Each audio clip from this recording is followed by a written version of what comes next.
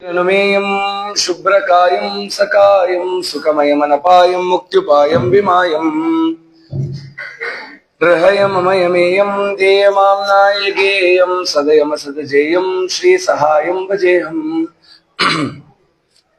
बुद्धिर्बलं यशो धैर्यं निर्भयत्वमरोगता अजाड्यं वाक्पटुत्वं च हनुमत्स्मरणात् भवेत् गुरुमखिल गुणज्ञं सद्गुणैकादिवासं शमदमपरिनिष्टं सत्त्वनिष्ठं वरिष्ठं सकल सुजनभीष्टं नित्य निर्धूत कष्टं हयमुख पदनिष्ठं मां भजन्तु प्रपन्नाः।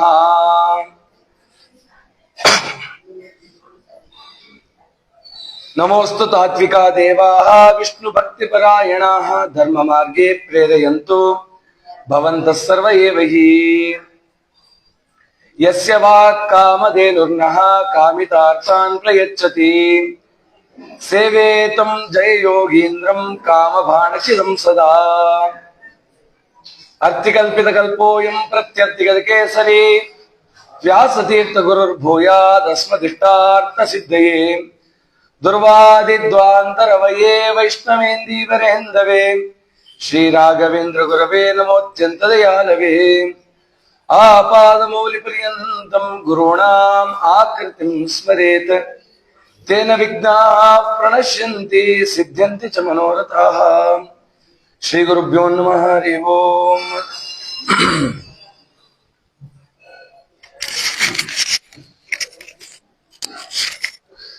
ಅತ್ಯಂತ ಪವಿತ್ರವಾದಂತ ದಿವಸ ಆಷಾಢ ಕೃಷ್ಣ ಪಂಚಮಿ. ಪ್ರತಿ ದಿನವನ್ನು ವಿಶೇಷವನ್ನಾಗಿ ಗೊಳಿಸ್ಕೋಬಹುದು. ಹೇಗೆ ಅಂತಂದ್ರೆ ಸಾಧನೆಯ ಮೂಲಕ ಅಂತೆ. ಹಬ್ಬ ಅಂತಂದ್ರೆ ಏನ್ ಮಾಡ್ತೀವಿ? ಇವತ್ತಿನ ದಿನಕ್ಕೆ ಗಣಪತಿ ಹಬ್ಬನ ಕಡುಬು, ಇನ್ನೊಂದು ಹಬ್ಬನ ಹೋಳಿಗೆ, ಅದು ಈ ತರ ಮಾಡ್ತೀವಿ. ಅಡಿಗೆ ಮೇಲೆ ನಮ್ಮ ಹಬ್ಬ ನಿಂತಿದೆ.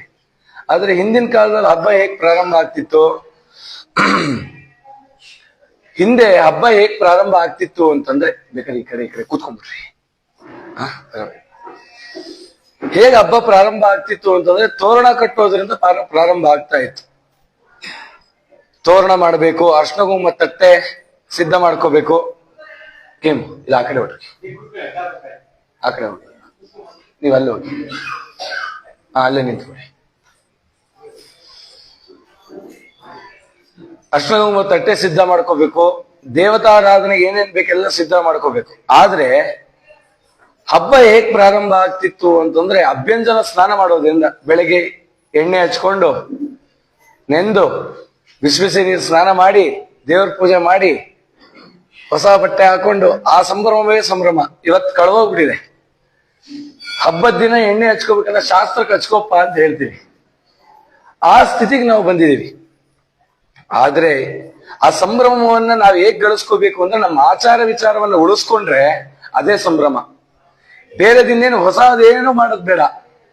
ನಮ್ಮ ಹಿರಿಯರು ಮಾಡ್ಕೊಂಡ್ ಬಂದಿದ್ದು ಒಂದು ಕಿಂಚಿತ್ ನಾವು ಮಾಡಿದ್ರೆ ಸಾಕು, ಉದ್ಧಾರ ಆಗ್ತೀವಿ. ಹಂಗೆ ಈ ದಿನ ಜಗತ್ತನ್ನೇ ಬೆಳಗದಂತ ಒಂದು ಸೂರ್ಯ ಆಗಸದಲ್ಲಿ ಬೆಳಗ್ತಾನೆ. ಆದ್ರೆ ಭೂಮಿಲಿ ಒಂದು ಸೂರ್ಯ ಉದಯಿಸಿದ. ಅದು ಯಾವ ಸೂರ್ಯ ಅಂತಂದ್ರೆ ಟೀಕಾರಾಯರಂತ. ಈ ಟೀಕಾರಾಯರು ನಮ್ಮ ಹೃದಯದಲ್ಲಿದ್ದಂತ ಅಂಧಕಾರವನ್ನ, ಕತ್ತಲನ್ನ ಓಡಿಸಿ ಎಲ್ಲ ಜೀವರನ್ನ ಉದ್ಧಾರ ಮಾಡ್ಲಿಕ್ಕೆ ದೀಪವನ್ನ ಬೆಳಗದಂತ ದೊಡ್ಡ ಜ್ಞಾನಿವರ್ಯರು ಟೀಕಾಕೃತ್ಪಾದರು. ಅವರ ಬಗ್ಗೆ ನಿನ್ನೆ ಮೊನ್ನೆಯಿಂದ ಅನೇಕ ವಿಚಾರಗಳ ಚಿಂತನೆ ಮಾಡಿದ್ವಿ. ಒಂದು 10 ನಿಮಿಷ ಪೂರ್ವ ಚಿಂತನೆಗಳನ್ನ ಸ್ಮರಣೆ ಮಾಡಿ ಟೀಕಾರಾಯರ ವಿಶೇಷವಾದ ಚಿಂತನೆಯನ್ನು ಮಾಡೋಣ. ಟೀಕಾರಾಯರು ಬರೋ ಪೂರ್ವದಲ್ಲಿ ಅನೇಕ ಮತಗಳು ದ್ವೈತ ಸಿದ್ಧಾಂತವನ್ನ ದಾಳಿ ಮಾಡ್ತು. ಏನ್ ದಾಳಿ ಮಾಡೋದಂದ್ರೆ, ಪರಮಾತ್ಮ ಸರ್ವೋತ್ತಮ ಅಲ್ಲ, ಪರಮಾತ್ಮ ಸರ್ವೋತ್ತಮ ಅಂತ ಒಪ್ಕೊಂಡ್ರೆ ಮುಂದೆ ನಾನೇ ಆ ಪರಮಾತ್ಮ ಆಗ್ತೀನಿ ಅಂತ. ಅದಕ್ಕೆ ಟೀಕಾರಾಯನ ಪೂಜೆ ಮಾಡ್ಬಿಟ್ಟು ಅವರ ಆರಾಧನೆ ಮಾಡಿ ಅವ್ರ ಪ್ರಸಾದ ಸ್ವೀಕಾರ ಮಾಡಿ ನಾನೇ ಟೀಕಾರಾಯರು ಅಂದ್ರೆ ನನ್ನ ಏನಂತ ಕರೀತಾರೆ? ಹುಚ್ಚ ಅಂತಾರೆ ಜಗತ್ತಿನಲ್ಲಿ. ಎಂತ ದ್ರೋಹ ಅದು ಅಲ್ವಾ? ಎಂತ ದ್ರೋಹ. ನಮ್ಮಪ್ಪ ಮಾಡುವಂತ ಎಲ್ಲಾ ಕಾರ್ಯವನ್ನ ಅಪ್ಪನ ಮುಂದೆನೆ ಕುಳಿಸ್ಕೊಂಡು ನಾವು ಅಪ್ಪಂದೇನು ಇಲ್ಲ ಎಲ್ಲ ನಂದೇ ಅಂತ ಅವರನ್ನ ಗೌಣ ಮಾಡಿ ನಾವು ವಿಶೇಷಣವನ್ನು ತಗೊಳ್ಳೋದು ಪಿತೃಹತ್ಯೆ ದೋಷ ಹೇಗೋ ಹಂಗೆ ಪರಮಾತ್ಮ ಇಡೀ ಜಗತ್ತನ್ನ ಸೃಷ್ಟಿ ಮಾಡಿದಂತ ಪರಮಾತ್ಮನ ನಾನೇ ಆ ಪರಮಾತ್ಮ, ನಾನೇ ಸೃಷ್ಟಿ ಮಾಡಿದ್ದೀನಿ ಅಂತಂದ್ರೆ ಅದ್ ಯಾರು ಒಪ್ಪುವಂತ ಮಾತಾ ಅಂತ. ಅಂತ ಕಾಲದಲ್ಲಿ ಏನೇನೇನೇನೋ ಬಂತು. ಇಲ್ಲಿರೋ ತನಕ ನಾವು ಮನುಷ್ಯರು ದೇವಲೋಕಕ್ಕೆ ಹೋದ್ಮೇಲೆ ನಾವು ದೇವತೆಗಳೇ, ದೇವರಾಗ್ಬಿಡ್ತೀವಿ ಅಂತ ಕೆಲವೊಬ್ರು ಅಂದ್ರು. ಇನ್ ಕೆಲವೊಬ್ರು ಇಲ್ಲ, ನಾವ್ ಇಲ್ಲೇ ದೇವರಾಗ್ಬಿಟ್ಟಿದೀವಿ ಅಂತ. ಇನ್ನೊಬ್ಬ ಅಂದ ದೇವರು ಅನ್ನೋದೇ ಸುಳ್ಳು, ಇಲ್ವೇ ಇಲ್ಲ, ಇರೋ ತನಕ ಇರಬೇಕು, ಹೋಗ್ಬೇಕು ಅಂತ. ಇನ್ ಕೆಲವೊಬ್ರು ಏನು ಇಲ್ಲ, ಸುಮ್ಮನೆ ಕೂತ್ಕೋಬೇಕು, ಇಡೀ ಜಗತ್ತೇ ಶೂನ್ಯ ಅಂತಂದ್ರು. ಮತ್ ನಾವೆಲ್ಲ ಏನ್ ಆಚಾರ ವಿಚಾರ ಮಾಡ್ಬೇಕು? ಆಗ ಮತ್ತೆ ಇನ್ನೊಬ್ರು ಬಂದ್ರು, ಇಲ್ಲ ಸ್ವಲ್ಪ ವೇದವನ್ನ ಅನುಸರಣೆ ಮಾಡಬೇಕು, ಆದ್ರೆ ವೇದ ಎಲ್ಲ ಕೂಡ ಒಪ್ಪುವಂತ ಮಾತಲ್ಲ ಅಂತ ಮಾತಾಡೋದು. ಸರಿ, ಮತ್ತಿನ್ನೇನ್ ಮಾಡ್ಬೇಕು ಈ ತರ ಪರಿಸ್ಥಿತಿಯಲ್ಲಿ? ಅವ್ರಂದ್ರು, ನೋಡಿ ನಾವು ದೇವರಾಗ್ತೀವಿ, ಮುಂದೆ ನಾವು ಸತ್ತ ಮೇಲೆ ದೇವರಾಗ್ತೀವಿ. ಆ ದೇವರಾಗಬೇಕು ಅಂದ್ರೆ ನಮ್ಮ ಪಾಪ ಕರ್ಮ ಒಂಚೂರು ಅಂಟಿದೆ, ಅದನ್ನ ಕಳ್ಕೋಬೇಕು ಅಂದ್ರಂತೆ. ಏನ್ ಮಾಡ್ಬೇಕು ಅದಕ್ಕೆ? ಏಕಾದಶಿ ಮಾಡ್ಬೇಕಾ? ಬೇಡಪ್ಪ, ಏಕಾದಶಿ ಏನ್ ಮಾಡಕ್ ಹೋಗ್ಬೇಡ ಅಂದ್ರು. ಮತ್ತೇನ್ ಮಾಡಿ? ಏಕಾದಶಿ 3 ಹೊತ್ತು ಊಟ ಮಾಡೋದು. ಅವ್ರಿಗೇನ್ ಅನ್ಸ್ತು, ಓ ಕಷ್ಟನೇ ಇಲ್ವಲ್ಲ, ಮಾಡ್ಬಿಡೋಣ ಅಂದ್ರು. ಯಾವ್ದಾದ್ರು ತರಕಾರಿ ನಿಷಿದ್ಧನ ಅಂತ ಕೇಳಿದ್ರಂತೆ. ಏನಿಲ್ಲ, ಮೂಲಂಗಿ ನೋಡಿ, ಈರುಳ್ಳಿ ನೋಡಿ, ಏನ್ ಸುಲಭ ಆಯ್ತ್ರಿ ಅಂತ ವಿಚಾರ ಮಾಡಿದ್ರು. ಆಗ ಈ ರೀತಿಯಲ್ಲಿ ಆದ್ರೆ ನಮ್ ಧರ್ಮ ಉಳಿಯೋದು ಹೇಗೆ? ಹಿಂದಿನ ಕಾಲದಲ್ಲಿ ಶಸ್ತ್ರದಿಂದ ಯುದ್ಧ ಮಾಡ್ತಿದ್ರು, ಆದ್ರೆ ಕಲಿಯುಗದಲ್ಲಿ ಶಸ್ತ್ರದಿಂದ ಯುದ್ಧ ಮಾಡ್ಲಿಕ್ಕಾಗಲ್ಲ, ಶಾಸ್ತ್ರವನ್ನು ಹಿಡದೇ ಯುದ್ಧ ಮಾಡಬೇಕು ಅಂತ ತೀರ್ಮಾನ ಮಾಡಿ ಆ ವಾಯುದೇವರೇ ಕಲಿಯುಗದಲ್ಲಿ ಅವತಾರ ಮಾಡಿ ಶ್ರೀಮನ್ ಮಧ್ವಾಚಾರ್ಯರಾಗಿ ಎಲ್ಲೆಲ್ಲಿ ಲೋಪ ಆಗಿತ್ತು, ಎಲ್ಲೆಲ್ಲಿ ತಪ್ಪಾಗಿತ್ತು, ಆ ತಪ್ಪನ್ನೆಲ್ಲ ಸರಿ ಮಾಡಿ ಎಲ್ರಿಗೂ ಕೂಡ ಸನ್ಮಾರ್ಗದ ದಾರಿಯನ್ನು ಹಾಕೊಟ್ರು. ಇವತ್ತು ಏಕಾದಶಿಗಿಂತ ವ್ರತ ಇಲ್ಲ. ಎಷ್ಟೋ ಜನ ಯಾವ್ದ್ಯಾವ್ದೋ ವ್ರತ, ಚಾತುರ್ಮಾಸ ವ್ರತವನ್ನು ಮಾಡ್ತಾರೆ. ಏನಕ್ಕೆ ಅಂತಂದ್ರೆ, ನಾನು ಚಾತುರ್ಮಾಸ ವ್ರತ ಹಿಡ್ದಿದ್ದೀನಿ, ಏಕಾದಶಿ ಮಾಡ್ತೀರಾ ಸ್ವಾಮಿ ಅಂತಂದ್ರೆ, ಏಕಾದಶಿನ ಬಿಟ್ಬಿಟ್ಟಿದ್ದೆ ಬದ್ರಿಗೆ ಹೋದಾಗ ಅಂದ್ರಂತೆ. ಕಾಶಿಗೆ ಹೋಗಿ ಏನೇನ್ ಬಿಟ್ರಿ ಅಂತ ಕೇಳಿದ್ರಂತೆ. ಯಾರೋ ಒಬ್ಬ ಅನ್ನಂತೆ, ಸಂಧ್ಯಾವನ್ನೇ ಬಿಟ್ಟಿದ್ದೀನಿ ಅನ್ನಂತೆ. ಇಂಥ ಮೂರ್ಖ ಕಾಲದಲ್ಲಿ ನಾವಿದ್ದೀವಿ, ಇಂಥ ಘೋರವಾದ ಕಲಿಯುಗದಲ್ಲಿ ನಾವಿದ್ದೀವಿ. ಆದ್ರೆ ದೊಡ್ಡವರು ಹೇಳ್ತಾರೆ, ಚಿಂತೆ ಮಾಡಬೇಡಿ, ಈ ಕಾಲ ಇದನ್ನೇನಾದ್ರು ಸರಿಯಾಗಿ ಉಪಯೋಗಿಸ್ಕೊಂಡ್ರೆ ಬೇರೆ ಯುಗಗಳಿಗಿಂತ ಹೆಚ್ಚು ಸಾಧನ ಫಲ ಇಲ್ಲಿ ಕೊಡುತ್ತೆ. ಅಂತ ಸಾಧನೆ ಕಲಿಯುಗದಲ್ಲಿ ನಡೆಯುತ್ತೆ.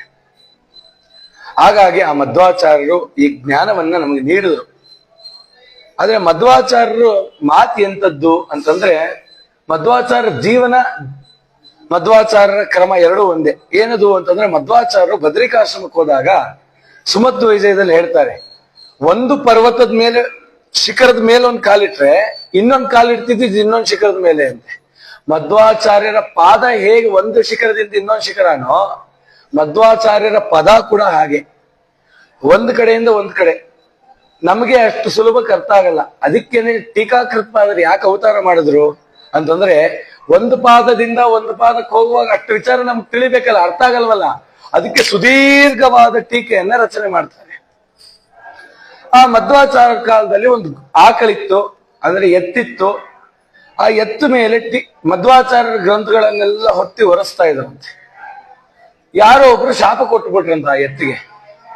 ಆ ಶಾಪ ಪ್ರಭಾವದಿಂದ ಒಂದು ಹಾವು ಬಂದು ಆ ಎತ್ತು ಕಚ್ಚಿತಂತೆ. ಆ ಎತ್ತು ಮೃತವಾಗೋಯ್ತು. ಮಧ್ವಾಚಾರ್ಯಗೆ ಅನಿಸ್ತು, ಇದು ಅಂತಿಂತ ಎತ್ತಲ್ಲ, ನಮ್ಮ ಗ್ರಂಥಗಳನ್ನ ಒತ್ತಂತ ಎತ್ತು ಮುಂದೆ ನಮ್ಮ ಗ್ರಂಥಗಳನ್ನ ವ್ಯಾಖ್ಯಾನ ಮಾಡುತ್ತೆ ಅಂತ ಹೇಳಿ ಒಬ್ಬರ ಕಡೆಯಿಂದ ದ್ವಾದಶ ಸ್ತೋತ್ರವನ್ನ ಆ ಎತ್ತಿನ ಕಿವಿಲಿ ಹೇಳಿಸಿದ್ರಂತೆ. ನೋಡಿ, ದ್ವಾದಶ ಸ್ತೋತ್ರದ ಮಹಾತ್ಮೆ ಎಂತದ್ದು. ಆ ದ್ವಾದಶ ಸ್ತೋತ್ರ ಹೇಳಿದಕ್ಕೆ ಅದಕ್ಕೆ ಹತ್ತದಂತ ವಿಷ ನಿವೃತ್ತಿಯಾಗಿ ಆ ಎತ್ತು ಮತ್ತೆ ಎದ್ದು ಕೂತ್ಕೋತಂತೆ. ಮಧ್ವಾಚಾರ್ಯರ ಅವ್ರು ರಚನೆ ಮಾಡಿದ್ದು ಒಂದು ಶ್ಲೋಕ ಸಾಕಂತೆ ನಮ್ಗೆ ಅಮೃತಮಯವಾಗ್ಲಿಕ್ಕೆ. ನಿಮ್ದು ಸಂಜೀವಿನಿ ನಗರ ಇದು. ಯಾಕೆ ಅಂತಂದ್ರೆ, ಜಯರಾಯರ ಪ್ರವಚನ ನಡೀತಾ ಇದೆ, ಬಹಳ ಆನಂದ ಆಯ್ತು. ಏನಪ್ಪ ಆನಂದ ಅಂತಂದ್ರೆ, ಟೀಕಾರಾಯರ ಆರಾಧನೆ ಅಂತಂದ್ರೆ ಏನು ಅಂತಂದ್ರೆ, ಎಷ್ಟು ಗಂಟೆಗೆ ಬರ್ಬೇಕು ಮಠಕ್ಕೆ ಅಂತ ಕೇಳ್ತಾರೆ. ಯಾಕೆ? ಎಲೆ ಎಷ್ಟು ಗಂಟೆಗೆ ಬೀಳುತ್ತೋ ಅಷ್ಟು ಗಂಟೆ. ಆದ್ರೆ ಈ ಮಠದಲ್ಲಿ ಬಹಳ ಸಂತೋಷ ಆಯ್ತು. ಬೆಳಿಗ್ಗೆ ಎಷ್ಟು ಜನ ಪಾರಾಯಣಕ್ಕೆ ಸ್ತ್ರೀಯರಿದ್ರು, ರಥೋತ್ಸವ ಆಯ್ತು. ಎಷ್ಟು ಜನ, ಎಷ್ಟು ಶ್ರದ್ಧೆಯಿಂದ ನೀವು ಮಾಡ್ತಿದ್ದೀರಾ ಅಂತಂದ್ರೆ, ಈ ಶ್ರದ್ಧೆನೆ ಈ ನಗರದಲ್ಲಿರೋ ಎಲ್ಲ ಮುಂದಿನ ಪೀಳಿಗೆಯನ್ನು ಕೂಡ ಉದ್ಧಾರ ಮಾಡುತ್ತೆ. ಅದರಲ್ಲಿ ಮಾತ್ರ ಒಂದು ಸಂಶಯವೂ ಇಲ್ಲ, ಅಷ್ಟು ಶ್ರದ್ಧಾ ಭಕ್ತಿಯಿಂದ ಮಾಡ್ತಿದ್ದೀರಾ. ಆ ರೀತಿ ಆ ಎದ್ದು ಕೂತ್ಕೋತು ಮುಂದೆ ಅದೇ ವ್ಯಾಖ್ಯಾನ ಮಾಡುತ್ತೆ ಅಂದಾಗ ಅದೇ ಎತ್ತೆ ಕಲಿಯುಗದಲ್ಲಿ ಅವತಾರ ಮಾಡುತ್ತೆ ಮಂಗಳವೇಡಿಯಲ್ಲಿ. ಯಾರಾಗಿ ಅಂತಂದ್ರೆ ನಮ್ಮ ಜಯತೀರ್ಥರಾಗಿ ಅಂತ ಚಿಂತನೆ ಮಾಡಿದ್ವಿ. ನಿನ್ನೆ ದಿನ ಟೀಕಾರಾಯರು ಅಂದ್ರೆ ಅವರಿಗೆ ಆಶ್ರಮ ಆಯ್ತು ಅಂತ ಚಿಂತನೆ ಮಾಡ್ತಿದ್ವಿ. ಅಕ್ಷೋಭ್ಯ ತೀರ್ಥರು ಕೂತಿದ್ರು. ನಿಮ್ ಮಕ್ಕಳು ಪ್ರಶ್ನೆ ಕೇಳ್ತಾರೆ, ಅಲ್ಲ ಟೀಕಾರಾಯರೇನೋ ಬಂದ್ರು, ನೇರವಾಗಿ ನದಿಗೆ ಬಾಯಿ ಹಾಕಿ ನೀರು ಕುಡಿದ್ರು. ಅಕ್ಷೋಭ್ಯ ತೀರ್ಥರು ಕೇಳಿದ್ರು, ಕಿಂ ಪಶು ಪೂರ್ವದೇಹೆ, ನೀನ್ ಹಿಂದಿನ ಜನ್ಮದಲ್ಲಿ ಪಶು ಆಗಿದ್ದ, ಪಶುವಿನಂತೆ ನೀರು ಕುಡಿತಿದ್ಯಲ್ಲ ಅಂತ ಕೇಳಿದ್ರು. ಕೇಳಿದ ತಕ್ಷಣ ವೈರಾಗ್ಯ ಬಂದ್ಬಿಡುತ್ತಂತೆ. ಕೇಳಿದ ತಕ್ಷಣ ವೈರಾಗ್ಯ ಬಂದು ನಂಗೆ ಸನ್ಯಾಸತ್ವ ಕೊಡಿ ಅಂದ್ರು. ಇದೊಳ್ಳೆ ಚೆನ್ನಾಗಾಯ್ತು. ನಾವು ಮನೇಲಿ ಮಕ್ಳಿಗೆ ಬೈತೀವಿ, ಕತ್ತೆ ಅಂತೀವಿ. ನಾನು ಹಿಂದಿನ ಜನ್ಮದ ಕತ್ತೆ ಆಗಿದ್ದ, ಹೋಗಿ ಸನ್ಯಾಸಿ ಆಗ್ತೀನಿ ಅಂದ್ರೆ ಬಿಡ್ತೀರಾ? ಹೇಗೆ ಆಗಲ್ವೋ ಇವ್ರ ಜೀವನದಲ್ಲಿ ಹಾಗೆ ಆಯ್ತು. ಏನದು ಅಂತಂದ್ರೆ ವೈರಾಗ್ಯವಂತಂತೆ, ನಾ ಸನ್ಯಾಸಿ ಆಗ್ತೀನಿ ಅಂತಂದ್ರಂತೆ. ಅಕ್ಷೋಭ್ಯ ತೀರ್ಥರು ಅಂದ್ರು, ಸನ್ಯಾಸ ಆಗಕ್ಕೆ ನಿಮಗ್ ಸನ್ಯಾಸತ್ವ ಕೊಡ್ಬೇಕು ಅಂತ ನಮ್ಗೆ ಸಂಪೂರ್ಣ ಸಮ್ಮತಿ ಇದೆ, ನಮಗ್ ಆಸೆ ಇದೆ, ಆದ್ರೆ ನಿಮ್ ತಂದೆ ಒಪ್ಪಲ್ಲ, ನಿಮ್ ಮನೆಗೆ ಹೋಗಿ ಹೇಳಿ ಅಂದ್ರಂತೆ. ಇವ್ರ ಪೂರ್ವಾಶ್ರಮದಲ್ಲಿ ರಘುನಾಥ ದಂಡೋಪಂತರು ಅಂತ. ಸರಿ ಆಯ್ತು, ಹೋದ್ರು, ಮನೆಗೆ ಹೋದ್ರು, ಅವ್ರ ತಂದೆಗೆ ಹೇಳಿದ್ರು. ಅವ್ರ ತಂದೆ ಅಕ್ಷೋಭ್ಯ ತೀರ್ಥನ ಎಲ್ಲಿಲ್ಲದೆ ನಿಂದನೆ ಮಾಡಿದ್ರು. ಅಲ್ಲ, ಏನೋ ಒಂದ್ ಮಾತು ಕೇಳಿದ ತಕ್ಷಣ ಸನ್ಯಾಸ ಕೊಡೋದ? ಅವ್ರು ಏನೋ ಸುಮ್ನೆ ಕೂತಿದ್ದಾರೆ, ಅದಕ್ಕೆ ನಿನ್ನೂ ಸನ್ಯಾಸಿ ಮಾಡೋದ? ಹೋಗು, ನಿನ್ನ ಹೆಂಡತಿ ಕಾಯ್ತಿದ್ದಾಳೆ, ಹೋಗು ಅಂತಂದ್ರು. ಸರಿ ಆಯ್ತು ಅಂತ ಹೇಳಿ ತಮ್ಮ ಕೋಣೆಗೆ ಹೋಗಿ ಕೂತ್ಕೊಂಡ್ರಂತೆ. ಹೆಂಡತಿ ಬಂದು ನೋಡ್ತಾಳೆ, ಬೇಡ ಹೋಗಿ ಬೇಡ. ಕೋಣೆಗೆ ಹೋಗ್ತಾರೆ. ಹೋಗಿದ ತಕ್ಷಣ ಹೆಂಡತಿ ನೋಡ್ತಾಳೆ, 5 ಎಡೆ ಸರ್ಪ ಕಂಡಂಗ್ ಕಂಡ್ರಂತೆ, ನೆಲ ಕಚ್ಚಿ ಬಿದ್ಲು.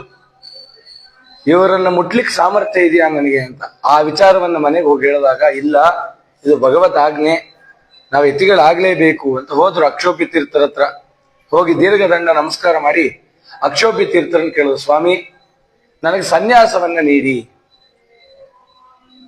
ಸನ್ಯಾಸ ಮಾತ್ರ ಅಲ್ಲ, ನಿಮ್ಮನ್ನೇ ನಮಗೆ ಉತ್ತರಾಧಿಕಾರಿಯನ್ನಾಗಿ ಮಾಡ್ಕೋಬೇಕಂತಿದೀವಿ, ಪೀಠಾಧಿಪತಿಗಳನ್ನಾಗಿ ಮಾಡ್ಬೇಕಂತಿದೀವಿ ಅಂತಂದ್ರೆ ಟೀಕಾರಾಯರ ವಿನಯ, ಸ್ವಾಮಿ ನಂಗೆ ಪೀಠ ಬೇಡ, ನನಗೆ ಪಾಠ ಇದ್ರೆ ಸಾಕು ಅಂತಂದ್ರಂತೆ.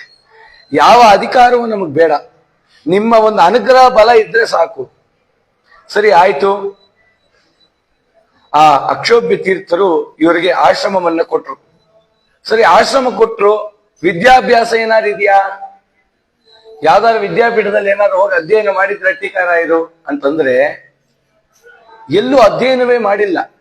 ಯಾಕೆ ಅಂದ್ರೆ ಅಶ್ವವಾಹನವನ್ನೇರಿ ಕತ್ತಿ ವರಸೆಯನ್ನ ಮಾಡ್ತಿದ್ರು, ಸದಾಚಾರವಂತರಾಗಿದ್ರು ಹೊರತುಕ ಯಾವುದೇ ಅಧ್ಯಯನಗಳು ನಡೆದಿಲ್ಲ. 20 ವರ್ಷ 1365ರಲ್ಲಿ 45ರಲ್ಲಿ ಅವ್ರ ಜನನ, 1345 ಅವ್ರ ಜನನ, 1365 ಅವ್ರ ಆಶ್ರಮ. ಅಂದ್ರೆ 20 ವರ್ಷಕ್ಕೆ ಆಶ್ರಮ ಆಯ್ತು. 20 ವರ್ಷ ಜೀವನ ಸಂಪೂರ್ಣವಾಗಿ ಲೌಕಿಕದಲ್ಲೇ ಕಳೆದಿದ್ದಾರೆ. ಅಕ್ಷೋಭ್ಯ ತೀರ್ಥ ಅಂದ್ರಂತೆ, ನೀವೇನು ಬೇಸರ ಮಾಡ್ಕೋಬೇಡಿ, ನಿಮಗೆ ಪೂರ್ವ ಜನ್ಮದಲ್ಲೇ ಸಂಪೂರ್ಣವಾದ ಮಧ್ವಾಚಾರ್ಯರ ಕಿವಿಯಿಂದಲೇ ಶಾಸ್ತ್ರವನ್ನ ಕೇಳ್ಬಿಟ್ಟಿದ್ದೀರಾ ನೀವು. ಹೌದು, ಆದ್ರೆ ಈ ಜನ್ಮಕ್ಕೆ ಸ್ಮರಣೆ ಬರ್ಬೇಕಲ್ಲ ಅಂತ ಕೇಳಿದಾಗ ಅಂದ್ರಂತೆ, ನಾವೇ ನಿಮಗೆ ಆ ವಿದ್ಯೆಯನ್ನು ಹೇಳ್ಕೊಡ್ತೀವಿ ಅಂತ ಹೇಳಿ ಅಕ್ಷೋಭ್ಯ ತೀರ್ಥರ ಹತ್ರ ಕೆಲವೇ ದಿನಗಳಲ್ಲಿ ಸಂಪೂರ್ಣ ಮಧ್ವಾಚಾರ್ಯರಿಂದ ಏನ್ ಸರ್ವಮೂಲ ಗ್ರಂಥ ಅಧ್ಯಯನ ಮಾಡಿದ್ರು ಅಷ್ಟು ಅಧ್ಯಯನವನ್ನ ನಡೆಸ್ಬಿಟ್ರಂತೆ. ಹಾಗೆ ಇವ್ರಿಗೆ ಏನಾಯ್ತು ಜಯತೀರ್ಥರಿಗೆ ಅಂತಂದ್ರೆ ಮನನ ಆಯ್ತಂತೆ. ಗೊತ್ತಿರೋದೆಲ್ಲ ಮನನ ಆಯ್ತು. ಗುರುಗಳಲ್ಲಿ ವಿಶೇಷವಾದ ಭಕ್ತಿ, ಅನನ್ಯವಾದ ಭಕ್ತಿ ಮಾಡಿ ಮುಂದೆ ಅಕ್ಷೋಭ್ಯ ತೀರ್ಥರು ವೃಂದಾವನಸ್ಥರಾಗ್ತಾರೆ. ಆಗ ಸಂಪೂರ್ಣ ಸಂಸ್ಥಾನದ ಜವಾಬ್ದಾರಿ ಜಯತೀರ್ಥರಿಗೆ ಬರ್ತಾ ಇದೆ. ಆಶ್ರಮ ಆಗಿದ್ದ ಕೆಲವೇ ದಿನಗಳಲ್ಲಿ 12 ವರ್ಷಗಳ ಕಾಲ ದುರ್ಗಾ ಬೆಟ್ಟ ಅಂತ ಇದೆ ಪಂಡ್ರಾಪುರ ಸಮೀಪದಲ್ಲಿ. ಆ ದುರ್ಗಾ ಬೆಟ್ಟದಲ್ಲಿ 12 ವರ್ಷ ತಪಸ್ಸನ್ನ ಆಚರಣೆ ಮಾಡಿದ್ರಂತೆ. 12 ವರ್ಷ ಅಂದ್ರೆ 32 ವರ್ಷಗಳ ಕಾಲ ಅವರು ತಪಸ್ಸನ್ನ ಆಚರಣೆ ಮಾಡಿದ್ದಾರೆ. ಆ ತಪಸ್ಸಿನ ಫಲಕ್ಕೆ ದುರ್ಗಾದೇವಿ ಮತ್ತೆ ಸರಸ್ವತಿ ದೇವಿ, ಭಾರತೀ ದೇವಿಯರಿಬ್ರು ಕೂಡ ಪ್ರತ್ಯಕ್ಷರಾದ್ರಂತೆ. ಆ ಭಾರತೀ ದೇವಿ ಒಂದು ಲೇಖನಿಯನ್ನು ಕೊಟ್ರಂತೆ, ಅಂದ್ರೆ ಇಂಕ್ ಕೊಟ್ರಂತೆ. ಯಾಕೆ ಅಂದ್ರೆ ನೀವು ಗ್ರಂಥ ನಿರ್ಮಾಣ ಮಾಡಿ ಅಂತ ದುರ್ಗಾದೇವಿ ಒಂದು ಅಡಕೆ ಕೊಟ್ರಂತೆ, ಅದನ್ನ ಅಂಡರ್ಲೈನ್ ಮಾಡ್ರಿ ಅಂತ. ಆ ಭಾರತೀ ದೇವಿ, ದುರ್ಗಾದೇವಿ, ಆ ಲಕ್ಷ್ಮೀ ನರಸಿಂಹದೇವರ ವೇದವ್ಯಾಸರ ಅನುಗ್ರಹ ಬಲದಿಂದ ಆ ಟೀಕಾರಾಯರು ಯರಗೋಳಕ್ಕೆ ಬರ್ತಾ ಇದ್ದಾರೆ. ಯರಗೋಳ ಅನ್ನೋದು ಆ ಕಾಲಕ್ಕೆ ಬರೀ ಕಾಡು, ಏನೇನೇನೇನೂ ಇಲ್ಲ. ಕೆಲವಾರು ಸಾಮಂತ ರಾಜರು ಇದ್ರಂತೆ. ಅಲ್ಲಿ ಯಾವುದೋ ಒಂದು ಬೆಟ್ಟ, ಆ ಬೆಟ್ಟದ ಬುಡದಲ್ಲಿ ಒಂದು ಗುಹೆ, ಆ ಗುಹೆ ಒಳಗಡೆ ಹೋದ್ರಂತೆ. ಜಯತೀರ್ಥರು ಹೋಗಿ ಕೂತ್ರು. ಆ ಕಾಲಕ್ಕೆ ಇಂಟರ್ನೆಟ್ ಇಲ್ಲ, ಫೋನ್ ಇಲ್ಲ, ಆಂಡ್ರಾಯ್ಡ್ ಫೋನ್ ಇಲ್ಲ, ಏನಿಲ್ಲ. ಯಾವ್ದಾದ್ರು ಬೇರೆ ಮಟ್ಟದ ಗ್ರಂಥಗಳಿದ್ರೆ ಒಂದೋ ಎರಡೋ ಗ್ರಂಥ, ಅದನ್ನ ಯಾರು ಬರ್ದಿಟ್ಕೊಂಡಿದ್ರೆ ಅವ್ರ ಹತ್ರ ಒಂದು ಗ್ರಂಥ, ಅದು ಬಿಟ್ಟರೆ ಯಾವ ಗ್ರಂಥಗಳು ಇಲ್ಲ. ಅಂತ ಒಂದು ಗುಹೆ ಒಳಗಡೆ ಕೂತು ಎಲ್ಲಾ ಮತಗಳ ಗ್ರಂಥವನ್ನ ತಾವು ತರಿಸ್ಕೊಂಡು ಅದನ್ನ ಅಧ್ಯಯನ ಮಾಡಿದ್ರು. ಅಧ್ಯಯನ ಮಾಡೋದು ಅಂತಂದ್ರೆ ಹೇಗೆ, ನಾವು ಯಾವ್ದಾದ್ರು ನಮ್ಮನ್ನ ಕರ್ಕೊಂಡು ಹೋಗಿ ಒಂದು ಎಕ್ಸ್ರೇ ಮಿಷಿನ್ ಹತ್ರ, ಸ್ಕ್ಯಾನಿಂಗ್ ಹತ್ರ ಇಟ್ರೆ ನಮ್ಮ ದೇಹದೊಳಗಡೆ ಏನೇನಿದೆ ಅನ್ನೋದು ಸ್ಕ್ಯಾನ್ ಮಾಡುತ್ತೋ ಹಾಗೆ ಒಂದು ಗ್ರಂಥವನ್ನ ನೋಡಿದ್ರೆ ಆ ಗ್ರಂಥದಲ್ಲಿ ಏನೇನಿದೆ ಅನ್ನೋದೆಲ್ಲ ಕೂಡ ಸ್ಕ್ಯಾನ್ ಮಾಡ್ತಿದ್ರಂತೆ ಟೀಕಾರಾಯ. ನೋಡಿದ ತಕ್ಷಣ ಅವ್ರಿಗೆ ಆ ಜ್ಞಾನ ಬಂದುಬಿಡೋದು. ಆಮೇಲೆ ಈ ಮತದಲ್ಲಿ ಏನ್ ಹೇಳಿದ್ದಾರೆ, ಇದು ಶಾಸ್ತ್ರಕ್ಕೆ ಮಧ್ವಾಚಾರ್ಯರ ವಾಕ್ಯಕ್ಕೆ ಸಮ್ಮತವಾಗಿದೆಯಾ, ಸಮ್ಮತವಾಗಿಲ್ಲ ಅಂತಂದ್ರೆ ಎಲ್ಲಿ ತಪ್ಪಾಗಿದೆ ಅದನ್ನ ಸರಿ ಮಾಡ್ತಿದ್ರಂತೆ. ಅಲ್ಲೇ ಆಹಾರ ಏನು, ಆಹಾರ ಏನು ಅಂತ ಕಾಡಿನಲ್ಲಿ ಅಂತಂದ್ರೆ ರಾಮದೇವರನ್ನ ತೆಗೆಯೋದು, ಪೂಜೆ ಮಾಡೋದು, ಜ್ಞಾನ ಪೂರ್ವಕವಾಗಿ ಪೂಜೆ ಮಾಡೋದು, ಎಲ್ಲಾರು ತುಳಸಿ ದಳ ಇದ್ರೆ ಒಂದು ತುಳಸಿ ದಳ ಇಡೋದು, ಆ ದೇವರಿಗೆ ಒಂದು ಲೋಟ ನೀರು ನೈವೇದ್ಯ ಮಾಡೋದು, ಅದಕ್ಕೆ ತುಳಸಿ ದಳ ಹಾಕಿ ಅದನ್ನೇ ಸ್ವೀಕಾರ ಮಾಡೋದು. ಪಂಚಗವ್ಯ ಇದ್ರೆ ಯಾವ್ದಾದ್ರು ಎಲೆಗಳನ್ನ, ಸೇವನೆ ಮಾಡ್ಲಿಕ್ಕೆ ಯೋಗ್ಯವಾದ ಎಲೆಗಳನ್ನ ಪಂಚಗವ್ಯದಲ್ಲಿ ಅದ್ದಿ ಸ್ವೀಕಾರ ಮಾಡೋದು. ನಮಗೆ 1 ಅವರ್ ಪ್ರವಚನ 2 ಅವರ್ ಮಾಡಿಬಿಟ್ರೆ ತಳಮಳ ಆಗತ್ತೆ, ಕೂತ್ಕೊಳ್ಳಿಕ್ ಆಗಲ್ಲ. ಆದ್ರೆ ಸುಮಾರು ವರ್ಷಗಳ ಕಾಲ ಗ್ರಂಥ ನಿರ್ಮಾಣ ಮಾಡೋ ಕಾಲಕ್ಕೆ ತಮ್ಮ ಆಹಾರ ಸೇವನೆ ಕಡೆ ಗಮನವೇ ಇಲ್ವೇ? ಏನಕ್ಕೆ? ಆ ಟೀಕಾರಾಯರ ಮಹಾತ್ಮೆ ಎಂತದ್ದು ಅಂತಂದ್ರೆ, ನಾನು ಕೊಡೋ ಜ್ಞಾನ ಅನ್ನ ಎಲ್ರನ್ನು ಉದ್ಧಾರ ಮಾಡ್ಬೇಕು ಅಂತ ತಮ್ಮ ಅನ್ನವನ್ನೇ ತಾವು ಊಟ ಮಾಡಿಲ್ಲ ಅಂತ ಕರುಣಾಶೀಲರು ಟೀಕಾಕೃತ್ಪಾದರು. ಎಲ್ಲ ಗ್ರಂಥಗಳನ್ನ ತಾವು ನಿರ್ಮಾಣ ಮಾಡ್ತಾರೆ.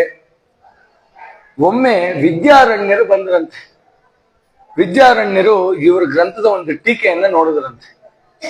ನೋಡಿ ಅವ್ರಿಗೆ ಎಷ್ಟು ಸಂತೋಷ ಆಗೋಯ್ತು ವಿದ್ಯಾರಣ್ಯರಿಗೆ ಅಂತಂದ್ರೆ, ಇವ್ರ ಜೊತೆ ವಾಗ್ವಾದ ಮಾಡೇ ಇಲ್ಲ. ಇವರ ಸಾಮರ್ಥ್ಯವನ್ನು ನೋಡಿ ಟೀಕಾರಾಯರನ್ನ ಆನೆ ಮೇಲೆ ಕೂಡಿಸಿ ಇವ್ರ ಗ್ರಂಥಗಳನ್ನ ಆನೆ ಮೇಲೆ ಇಟ್ಟು ಮೆರವಣಿಗೆ ಮಾಡಿದ್ರಂತೆ. ಅದೆಲ್ಲ ಹುಡುಗಾಟದ ಮಾತಲ್ಲ. ಅದ್ವೈತ ಮತದ ಮುಖವಾಣಿ ಅಂತಿದ್ದ ವಿದ್ಯಾರಣ್ಯರು ಟೀಕಾರಾಯರ ವಯಸ್ಸಿನಲ್ಲಿ ತುಂಬಾ ಚಿಕ್ಕವರು, ವಿದ್ಯಾರಣ್ಯರ ವಯಸ್ಸಿನಲ್ಲಿ ತುಂಬಾ ದೊಡ್ಡವರು. ಆದ್ರೆ ಇವರ ಪಾಂಡಿತ್ಯಕ್ಕೆ, ಇವರ ಜ್ಞಾನಕ್ಕೆ ಆ ವಿದ್ಯಾರಣ್ಯರು ಸೋತಿ ಅವರ ಗ್ರಂಥಗಳನ್ನ ಮೇಲಿಟ್ಟಿ ಅದನ್ನ ಮೆರವಣಿಗೆ ಮಾಡ್ತಾರೆ ಅಂತಂದ್ರೆ ಟೀಕಾರಾಯರ ಸಾಮರ್ಥ್ಯ ಎಂತದ್ದು ಅಂತ. ನಾವೆಲ್ಲ 10,000 ಜನ್ಮ ಎತ್ತಿದ್ರು ಕೂಡ ಟೀಕಾರಾಯರವರ ಭಾವವನ್ನ ಅರ್ಥ ಮಾಡ್ಕೊಳ್ಳಿಕ್ಕೆ ನಮ್ ಕೈಯಲ್ಲಿ ಸಾಮರ್ಥ್ಯ ಇಲ್ಲವೇ ಇಲ್ಲ. ಅಂತ ಒಂದು ಮೇರು ವ್ಯಕ್ತಿತ್ವ ಟೀಕಾರಾಯರು. ಆ ಕಾಲಕ್ಕೆ ಯರಗೋಳದಲ್ಲಿ ಇದ್ದಂತ ಕಾಲಕ್ಕೆ ಅಲ್ಲೊಬ್ಬ ಗೌಡ ಇದ್ನಂತೆ. ಆ ಗೌಡ ಅದು ತುಂಬಾ ಮರುಭೂಮಿ ಪ್ರದೇಶ, ಒಂದು ಕೆರೆ ನಿರ್ಮಾಣ ಮಾಡಿದ್ನಂತೆ. ಯರಗೋಳದಲ್ಲಿ ಒಂದು ಕೆರೆ ನಿರ್ಮಾಣ ಮಾಡ್ದ. ಮಳೆಗಾಲದಲ್ಲಿ ನೀರು ಬಂದು ನಿಂತಿರೋದು, ಬೇಸಿಗೆ ಕಾಲಕ್ಕೆಲ್ಲ ಒಣಗೋಗೋದು. ಬೇಸಿಗೆ ಕಾಲಕ್ಕೆ ಬಹಳ ತಾಪತ್ರಯ ಊರಿನಲ್ಲಿ, ಯರಗೋಳದಲ್ಲಿ. ಯಾರೋ ಅಂದ್ರಂತೆ, ಒಬ್ಬ ದೊಡ್ಡ ಋಷಿಗಳಂತೆ ಕಂಗೊಳಿಸ್ತಕ್ಕಂಥ ಒಬ್ಬ ಯಾರೋ ಯತಿಗಳು ಆ ಗುಹೆಯಲ್ಲಿ ಇದಾರಂತೆ, ಅವ್ರ ಹತ್ರ ಹೋಗಿ ಕೇಳ್ರಿ, ಅವರಿಂದ ಏನಾದ್ರು ಅನುಗ್ರಹ ಆಗ್ಬೋದು. ಆ ಗೌಡ ಬಂದ, ಟೀಕಾರಾಯರ ನಮಸ್ಕಾರ ಮಾಡ್ದ. ಇವ್ರು ಯಾರು, ಯಾವ ಮತದವ್ರು ಏನು ಗೊತ್ತಿಲ್ಲ. ನಮಸ್ಕಾರ ಮಾಡ್ದ. ಸ್ವಾಮಿ, ನಮ್ಮ ಊರಿನ ಜನಗಳಿಗೆ ಕುಡಿಲಿಕ್ಕೆ ನೀರಿಲ್ಲ, ನೀವು ಉದ್ಧಾರ ಮಾಡಬೇಕು ಅಂದಾಗ ಬಾ ಅಂತ ಕೆರೆ ಹತ್ರ ಬಂದಂತೆ ಟೀಕಾರಾಯರು. ಬಂದು ಆ ಕೆರೆಯ ಮೃತ್ತಿಕೆಯನ್ನು, ಒಂದು ಇಡೀ ಮಣ್ಣನ್ನು ತಗೊಂಡು ಅಭಿಮಂತ್ರಣ ಮಾಡಿ ಆ ಕೆರೆಗೆ ಹಾಕಿದ್ರೆ ಬೇಸಿಗೆ ಕಾಲಲ್ಲೂ ಬತ್ತಿಲ್ವಂತೆ. ಇವತ್ತಿನವರೆಗೂ ಬತ್ತದೆ. 700 ವರ್ಷದಿಂದ ಹಾಗೇ ಇದೆ. 600 ವರ್ಷದಿಂದ ಆ ನೀರು ಹಾಗೇ ಇದೆ. ಅದು ಟೀಕಾರಾಯರ ಸಾಮರ್ಥ್ಯ ಏನು ಅಂತಂದ್ರೆ ಅದರಲ್ಲಿ ಒಂದು ತೋರಿಸ್ತಾ ಇದ್ದಾರೆ. ನಾನು ಇಲ್ಲಿ ಅಮೃತವನ್ನ ತುಂಬೋದಲ್ಲ, ನಿಮಗೂ ಜ್ಞಾನಾಮೃತವನ್ನ ತುಂಬಬೇಕು ಅಂತ ನನಗೆ ಆಸೆ. ಆದ್ರೆ ನೀವು ಎಷ್ಟರ ಮಟ್ಟಿಗೆ ಅದನ್ನು ಸ್ವೀಕಾರ ಮಾಡ್ತೀರೋ ಗೊತ್ತಿಲ್ಲ. ಅವ್ರು ಹೇಳದಂತ ಜ್ಞಾನಾಮೃತ ಇದೆಯಲ್ಲ ಅದು ಇವತ್ತಿನವರೆಗೂ ಗೊತ್ತಿಲ್ಲ. ನಾವೇನಾದ್ರು ಒಂದು ವಿಚಾರ ಹೇಳಿದ್ರೆ ನಮ್ಮ ಕಾಲಕ್ಕೆ ಅದು ಮೀಸಲಾಗಿರಲ್ಲ. ನೋಡಿ, ನಿಮ್ ಸಣ್ಣ ವಯಸ್ಸಿನಲ್ಲಿ ನಿಮ್ ಹಿರಿಯರು ಹೇಳ್ತಿದ್ದು ಕ್ರಮ ಇವತ್ತಿನ ಕ್ರಮಕ್ಕೆ ಅನುಸರಣೆ ಮಾಡ್ಲಿಕ್ಕಾಗಲ್ಲ. ಯಾಕಂದ್ರೆ ಇವತ್ತು ನೀವು ಹೊರಗಡೆ ನೋಡಿ, ಎಷ್ಟು ವಾಹನಗಳು, ಎಷ್ಟು ಟ್ರಾಫಿಕ್. ನಿಮ್ ಕಾಲಕ್ಕೆ ಫೋನೇ ಇದ್ದಿಲ್ಲ, ಆದ್ರೆ ಇವತ್ತು ಫೋನು ಎಷ್ಟರ ಮಟ್ಟಕ್ಕೆ ಬೆಳೆದಿದೆ ಅಂತಂದ್ರೆ ಇಲ್ಲೇನ್ ನಡೀತಿದೆ ಅನ್ನೋದು ಲೈವ್ ನೋಡ್ಬೋದು. ಅಷ್ಟರ ಮಟ್ಟಿಗೆ ಆಧುನಿಕತೆ ಬಂದಿದೆ. ಆದ್ರೆ ಟೀಕಾರಾಯರು ಆ ಕಾಲದಲ್ಲಿ ಏನ್ ಹೇಳಿದ್ರು, ಇನ್ನು ಸಾವಿರಾರು ವರ್ಷ ಆದ್ರೂ ಅದೇ ಪಾಠಕ್ರಮ ಇರುತ್ತೆ. ಆದ್ರೂ ಅವ್ರ ಸಾಮರ್ಥ್ಯ ಅಂದ್ರೆ ಅಷ್ಟು ಮುಂದಾಲೋಚನೆಯಿಂದ ಅವ್ರ ಗ್ರಂಥ ನಿರ್ಮಾಣ ಮಾಡಿದ್ರು. ಅದರಲ್ಲಿ ಅವ್ರ ಮೇರು ಕೃತಿ ಶ್ರೀಮನ್ ನ್ಯಾಯಸುಧ. ಎಷ್ಟು ಚೆನ್ನಾಗಿ ಮಂಗಳಾಚರಣೆಯನ್ನು ಮಾಡ್ತಾರೆ. ಶ್ರೀಯಪತ್ಯೇ ನಿತ್ಯ ಗಣಿತ ಗುಣ ಮಾಣಿಕ್ಯ ವಿಶದ ಪ್ರಭಾ ಜಾಲೋಲ್ಲಾಸೋ ಅಪಹತ ಸಕಲ ವದ್ಯತಮಸೆ ಜಗಜ್ಜನ್ಮಸ್ತೇಮ ಪ್ರಳಯ ರಚನಾಶೀಲ ವಪುಷೆ ನಮೋ ಶೇಷಾಂನಾಯ ಸ್ಮೃತಿ ಹೃದಯ ದೀಪ್ತಾಯ ಹರಯೇ. ಆ ಮೇರು ಕೃತಿಯನ್ನು ರಚನೆ ಮಾಡಿದ್ದಾರೆ. ಅದಕ್ಕೆ ಒಂದು ನಾಲ್ನುಡಿ ಇದೆ, ಸುಧಾವ ಪಠನೀಯ ವಸುಧಾವ ಪಾಲನೀಯ ಅಂತ. ಓದಿದ್ರೆ ಸುಧಾ ಗ್ರಂಥನಾದ್ರೂ ಓದ್ಬೇಕಂತೆ, ಇಲ್ಲ ಅಂತಂದ್ರೆ ಇಡೀ ವಸುಧೆಯನ್ನ ಆಳ್ಬೇಕಂತೆ. ಇಡೀ ವಸುಧೆಯನ್ನ ಆಳ್ಲಿಕ್ಕಾಗಲ್ಲ, ಆದ್ರೆ ಸುಧಾ ಗ್ರಂಥವನ್ನು ಓದಿ ಆ ಪರಮಾತ್ಮನನ್ನು ಹೊಂದಬಹುದು ಅಂತ ಹೇಳ್ತಾ ಇದ್ದಾರೆ. ಪರಮಾತ್ಮನನ್ನು ತಿಳಿಸ್ಕೊಡ್ತಾ ಇದೆ ನಿಸ್ಸಂದೇಹವಾಗಿ. ಆ ಶ್ರೀಮನ್ ನ್ಯಾಯಸುಧಾದಲ್ಲಿ ಎಲ್ಲ ಮತಗಳಲ್ಲಿ ಬರ್ತಕ್ಕಂತ ತತ್ವ ವಿಚಾರದ ಖಂಡನೆಯನ್ನು ಮಾಡಿದ್ದಾರೆ. ಎಲ್ಲೆಲ್ಲಿ ತಪ್ಪಿದೆ ಅದನ್ನೆಲ್ಲ ಖಂಡನೆ ಮಾಡಿ ಸ್ವಮತ ಸ್ಥಾಪನೆಯನ್ನು ಮಾಡಿದ್ದಾರೆ. ಸ್ವಮತ ಸ್ಥಾಪನೆಯನ್ನು ಮಾಡಿ ಎಲ್ಲರನ್ನೂ ಉದ್ಧಾರ ಮಾಡಿದ್ದಾರೆ ಟೀಕಾರಾಯರು. ಅದರಂತೆ ಮತ್ತೆ ಸಂಚಾರವನ್ನ ಕೈಗೊಂಡ್ರು. ಎಲ್ಲಾ ಕ್ಷೇತ್ರಗಳು ಕೂಡ ಸಂಚಾರ ಕೈಗೊಂಡ್ರು. ಮಾತ್ರ ಗಯಾಗ್ ಹೋದ್ರು. ಅಲ್ಲಿ ಇದ್ದಂತ ಒಬ್ಬ ವಿದ್ವಾಂಸನನ್ನ, ಅವನ ತತ್ವ ವಿಚಾರವನ್ನ ಖಂಡನೆ ಮಾಡಿ ಅಲ್ಲಿ ಸ್ವಮತ ಸ್ಥಾಪನೆ ಮಾಡಿದ್ರು. ರಾಮೇಶ್ವರ, ಉಡುಪಿ ಎಲ್ಲಾ ಕ್ಷೇತ್ರಗಳಿಗೂ ಕೂಡ ಸಂಚಾರ ಮಾಡಿ ಸ್ವಮತ ಸ್ಥಾಪನೆಯನ್ನ ಮಾಡಿದ್ರು.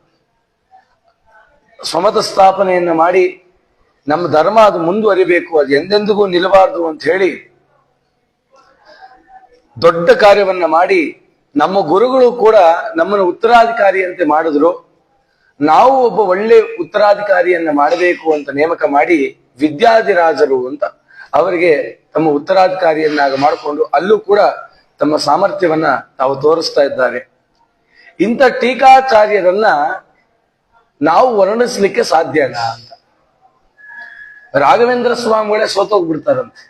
ರಾಯರು ಹೇಳ್ತಾರೆ, ಟೀಕಾರಾಯರನ್ನ ವರ್ಣನೆ ಮಾಡ್ಲಿಕ್ಕೆ, ಅವರ ಜ್ಞಾನ ವಿಚಾರವನ್ನ ತಿಳಿಲಿಕ್ಕೆ ವ್ಯಾಸರಾಜರಿಂದ ಮಾತ್ರ ಸಾಧ್ಯ ಹೊರತು ನಮ್ಮಂತವರಿಂದ ಸಾಧ್ಯ ಇಲ್ಲ ಅಂತ ರಾಘವೇಂದ್ರ ಸ್ವಾಮಿಗಳು ಅವ್ರು ಹೇಳುವಾಗ ನಾವು ಟೀಕಾರಾಯರ ಬಗ್ಗೆ ಏನು ಹೇಳಲಿಕ್ಕೆ ಸಾಧ್ಯ? ವ್ಯಾಸರಾಜರು ಹೇಳ್ತಾ ಇದ್ದಾರೆ, ಎದುರಾರೈ ಗುರುವೇ ಸಮರಾರೈ ಮದನ ಗೋಪಾಲನ ಪ್ರಿಯ ಜಯರಾಯ ಎದುರಾರೈ ಗುರುವೇ ಸಮರಾರೈ. ಇಂಥ ಟೀಕಾರಾಯರಿಗೆ ಸಮನಾದಂಥವ್ರು ಯಾರಿದ್ದಾರ? ಅವ್ರು ಎದುರು ನಿಲ್ಲೋ ಅಂತ ಸಾಮರ್ಥ್ಯ ಯಾರಿಗಾರು ಇದೆಯಾ? ನೆನ್ನೆ ಒಂದು ವಿಚಾರ ಬಂತು. ಎಲ್ಲ ಜ್ಞಾನಿಗಳು ಕೂಡ ಯಾಕೆ ಉತ್ತರ ಪ್ರಾಂತದಲ್ಲೇನೆ ಅವತಾರ ಮಾಡಿದ್ದಾರೆ? ಅದನ್ನ ಉತ್ತರ ಭಾರತದವರೇ ಕೇಳ್ತಾರೆ. ದೇವತೆಗಳೆಲ್ಲ ಇಲ್ಲಿ ಅವತಾರ ಮಾಡಿದ್ರು, ಆದ್ರೆ ಒಬ್ಬ ಜ್ಞಾನಿಗಳು ಕೂಡ ಇಲ್ಲಿ ಅವತಾರ ಮಾಡಲಿಲ್ಲ. ಮುಖ್ಯ ಪ್ರಾಣದೇವರು ಇದೇ ಊರಿನವ್ರೆ, ಮಧ್ವಾಚಾರ್ಯರು ಇದೇ ಊರಿನವ್ರೆ. ಆದ್ರೆ ಇಲ್ಲಿನವ್ರಿಗೆ, ಬೆಂಗಳೂರು ಮೈಸೂರಿನವ್ರಿಗೆ ಒಂದು ಬೇಸರ ಏನಪ್ಪಾ ಅಂತಂದ್ರೆ, ಇಲ್ಲಿ ಯಾರು ಕೂಡ ಜ್ಞಾನಿಗಳು ಅವತಾರ ಮಾಡ್ಲಿಲ್ವಲ್ಲ, ಯಾಕೆ ಯಾಕೆ ಅಂತಂದ್ರೆ ಅದ್ರಲ್ಲಿ ಒಂದು ತಾತ್ಪರ್ಯ ನಮಗ್ ತೋರಿಸ್ತಾ ಇದ್ದಾರೆ. ಏನು ಅಂತಂದ್ರೆ, ನಾನು ಮರುಭೂಮಿಯಲ್ಲಿ ಅವತಾರ ಮಾಡಿ ಅಲ್ಲಿ ನಮ್ಮ ಜ್ಞಾನ ಕ್ಷೇತ್ರವನ್ನು ಮಾಡ್ಕೊಂಡಿದೀವಿ. ನಮ್ಮ ಜೀವನ ಕೂಡ ಮರುಭೂಮಿ ಅಂತ ಇದೆ. ನಮ್ ಜೀವನ ಮರುಭೂಮಿ ಅಂತ ಇದೆ ಅಂತ ಹೇಳಿ ರಾಯರ್ನ ಕರೀರಿ. ಅವ್ರು ಬಂದ್ರೆ ಏನಾಗತ್ತೆ? ಮಂಚಾಲ ಏನಾಗಿತ್ತು? ರಾಯರು ಹೋದ ಕಾಲಕ್ಕೆ ಕಾಡ್ಗಿತ್ತು, ಬೆಂಕಿ ಎತ್ಕೊಂಡಿದೆ ಊರ್ ತುಂಬಾ. ಆದ್ರೆ ರಾಯರು ಬಂದಿದ್ದಕ್ಕೆ ಇವತ್ತೇನಾಯ್ತದೋ ಮಂತ್ರಾಲಯ ಹೇಗಾಯ್ತೋ, ನಮ್ಮ ಜೀವನದಲ್ಲಿ ರಾಯರು ಕೂಡ ಒಂದ್ ಹೆಜ್ಜೆ ಇಟ್ರೆ, ಟೀಕಾರಾಯರು ಒಂದ್ ಹೆಜ್ಜೆ ಇಟ್ರೆ ನಮ್ಮ ಜೀವನವು ಮಂತ್ರಾಲಯವಾಗತ್ತೆ. ಅವ್ರು ಅದಕ್ಕೆ ಅಲ್ಲಿ ಅವತಾರ ಮಾಡಿದ್ದೇನಕ್ಕೆ ಅಂತಂದ್ರೆ, ಆ ಜ್ಞಾನದಿಂದ ಮರುಭೂಮಿಯನ್ನು ಕೂಡ ಶುದ್ಧಿ ಮಾಡ್ತೀನಿ ಅನ್ನೋದು ಆ ತಾತ್ಪರ್ಯವನ್ನ ಅಲ್ಲಿ ತೋರಿಸ್ತಾ ಇದ್ದಾರೆ. ಆದ್ರೆ ಅಲ್ಲಿ ಏನಕ್ಕೆ ಅವತಾರ ಮಾಡಿದ್ರು ಅಂತಂದ್ರೆ, ಒಂದು ರೀತಿ ಯೋಚನೆ ಮಾಡಿದ್ರೆ ಆ ಭೂಮಿಯನ್ನ ಶುದ್ಧಿ ಮಾಡ್ಲಿಕ್ಕೆ ಅಂತ ಕಾಣುತ್ತೆ. ಯಾಕೆ ಅಂತಂದ್ರೆ ಪ್ರಹ್ಲಾದ ರಾಜರು ಅಲ್ಲಿ ಯಾಗ ಮಾಡಿದಂತ ಸ್ಥಳ ಮಂತ್ರಾಲಯ. ನೀವು ನೋಡಿ, ಎಲ್ಲ ಜ್ಞಾನಿವದಿರು ತುಂಬಾ ದೊಡ್ಡ ದೊಡ್ಡವರೆಲ್ಲ ಮಂತ್ರಾಲಯದ ಸುತ್ತಮುತ್ತಾನೇ ಇದ್ದಾರೆ. ವಿಜಯದಾಸರು, ಗೋಪಾಲದಾಸರು, ಜಗನ್ನಾಥ ದಾಸರು, ಎಲ್ಲಾ ದಾಸರು ರಾಯರ ಸುತ್ತಾನೆ ಇದ್ದಾರೆ. ಯಾಕೆ ಅಂತಂದ್ರೆ ರಾಯರು ಬೆಲ್ಲ ಇದ್ದಾಗೆ, ಆ ಬೆಲ್ಲವನ್ನ, ಆ ಸಿಹಿಯನ್ನ ಸವಿಲಿಕ್ಕೆ ಇರುವೆ ಅಂತ ಇವರೆಲ್ಲ ಬಂದ್ರಂತೆ. ಆದ್ರೆ ವಿಜಯರಾಯರು ಒಂದು ಕರುಣೆ ತೋರಿಸಿದ್ರು. ಬರೀ ನಮ್ಮ ಪ್ರಾಂತದಲ್ಲಿ ಮಾತ್ರ ಇದಿದೆ, ಎಲ್ಲಾ ಪ್ರಾಂತಕ್ಕೂ ಹರಡ್ಲಿ ಅಂತ ಹೇಳಿ ಆ ವಿಜಯರಾಯರ ಪರಂಪರೆ ದೊಡ್ಡಬಳ್ಳಾಪುರಕ್ಕೂ ಬಂತು, ಮೈಸೂರಿಗೂ ಬಂತು. ಮೈಸೂರಲ್ಲಿ ಜಯೇಶ ವಿಠಲರು ಕಟ್ಟೆ ಮನೆ, ದೊಡ್ಡಬಳ್ಳಾಪುರದಲ್ಲಿ ಮುದ್ದು ಮೋಹನ್ ದಾಸರು, ದೇವರಾಯನಪುರದಲ್ಲಿ ತಂದೆ ಮುದ್ದು ಮೋಹನ್ ದಾಸರು, ಈ ಪ್ರಾಂತದಲ್ಲೂ ಹರಿದಾಸರು ಬಂದ್ರು. ಆದ್ರೆ ನಾವು ಅವ್ರನ್ನ ಗಮನಿಸ್ಲಿಲ್ಲ ಅಷ್ಟೇನೆ, ಅದನ್ನ ಗೌಣವಾಗಿ ಕಂಡುಬಿಟ್ವಿ. ಈ ರೀತಿ ಆ ಟೀಕಾರಾಯರ ಬಗ್ಗೆ ಏನ್ ಹೇಳ್ತಿದ್ದಾರೆ?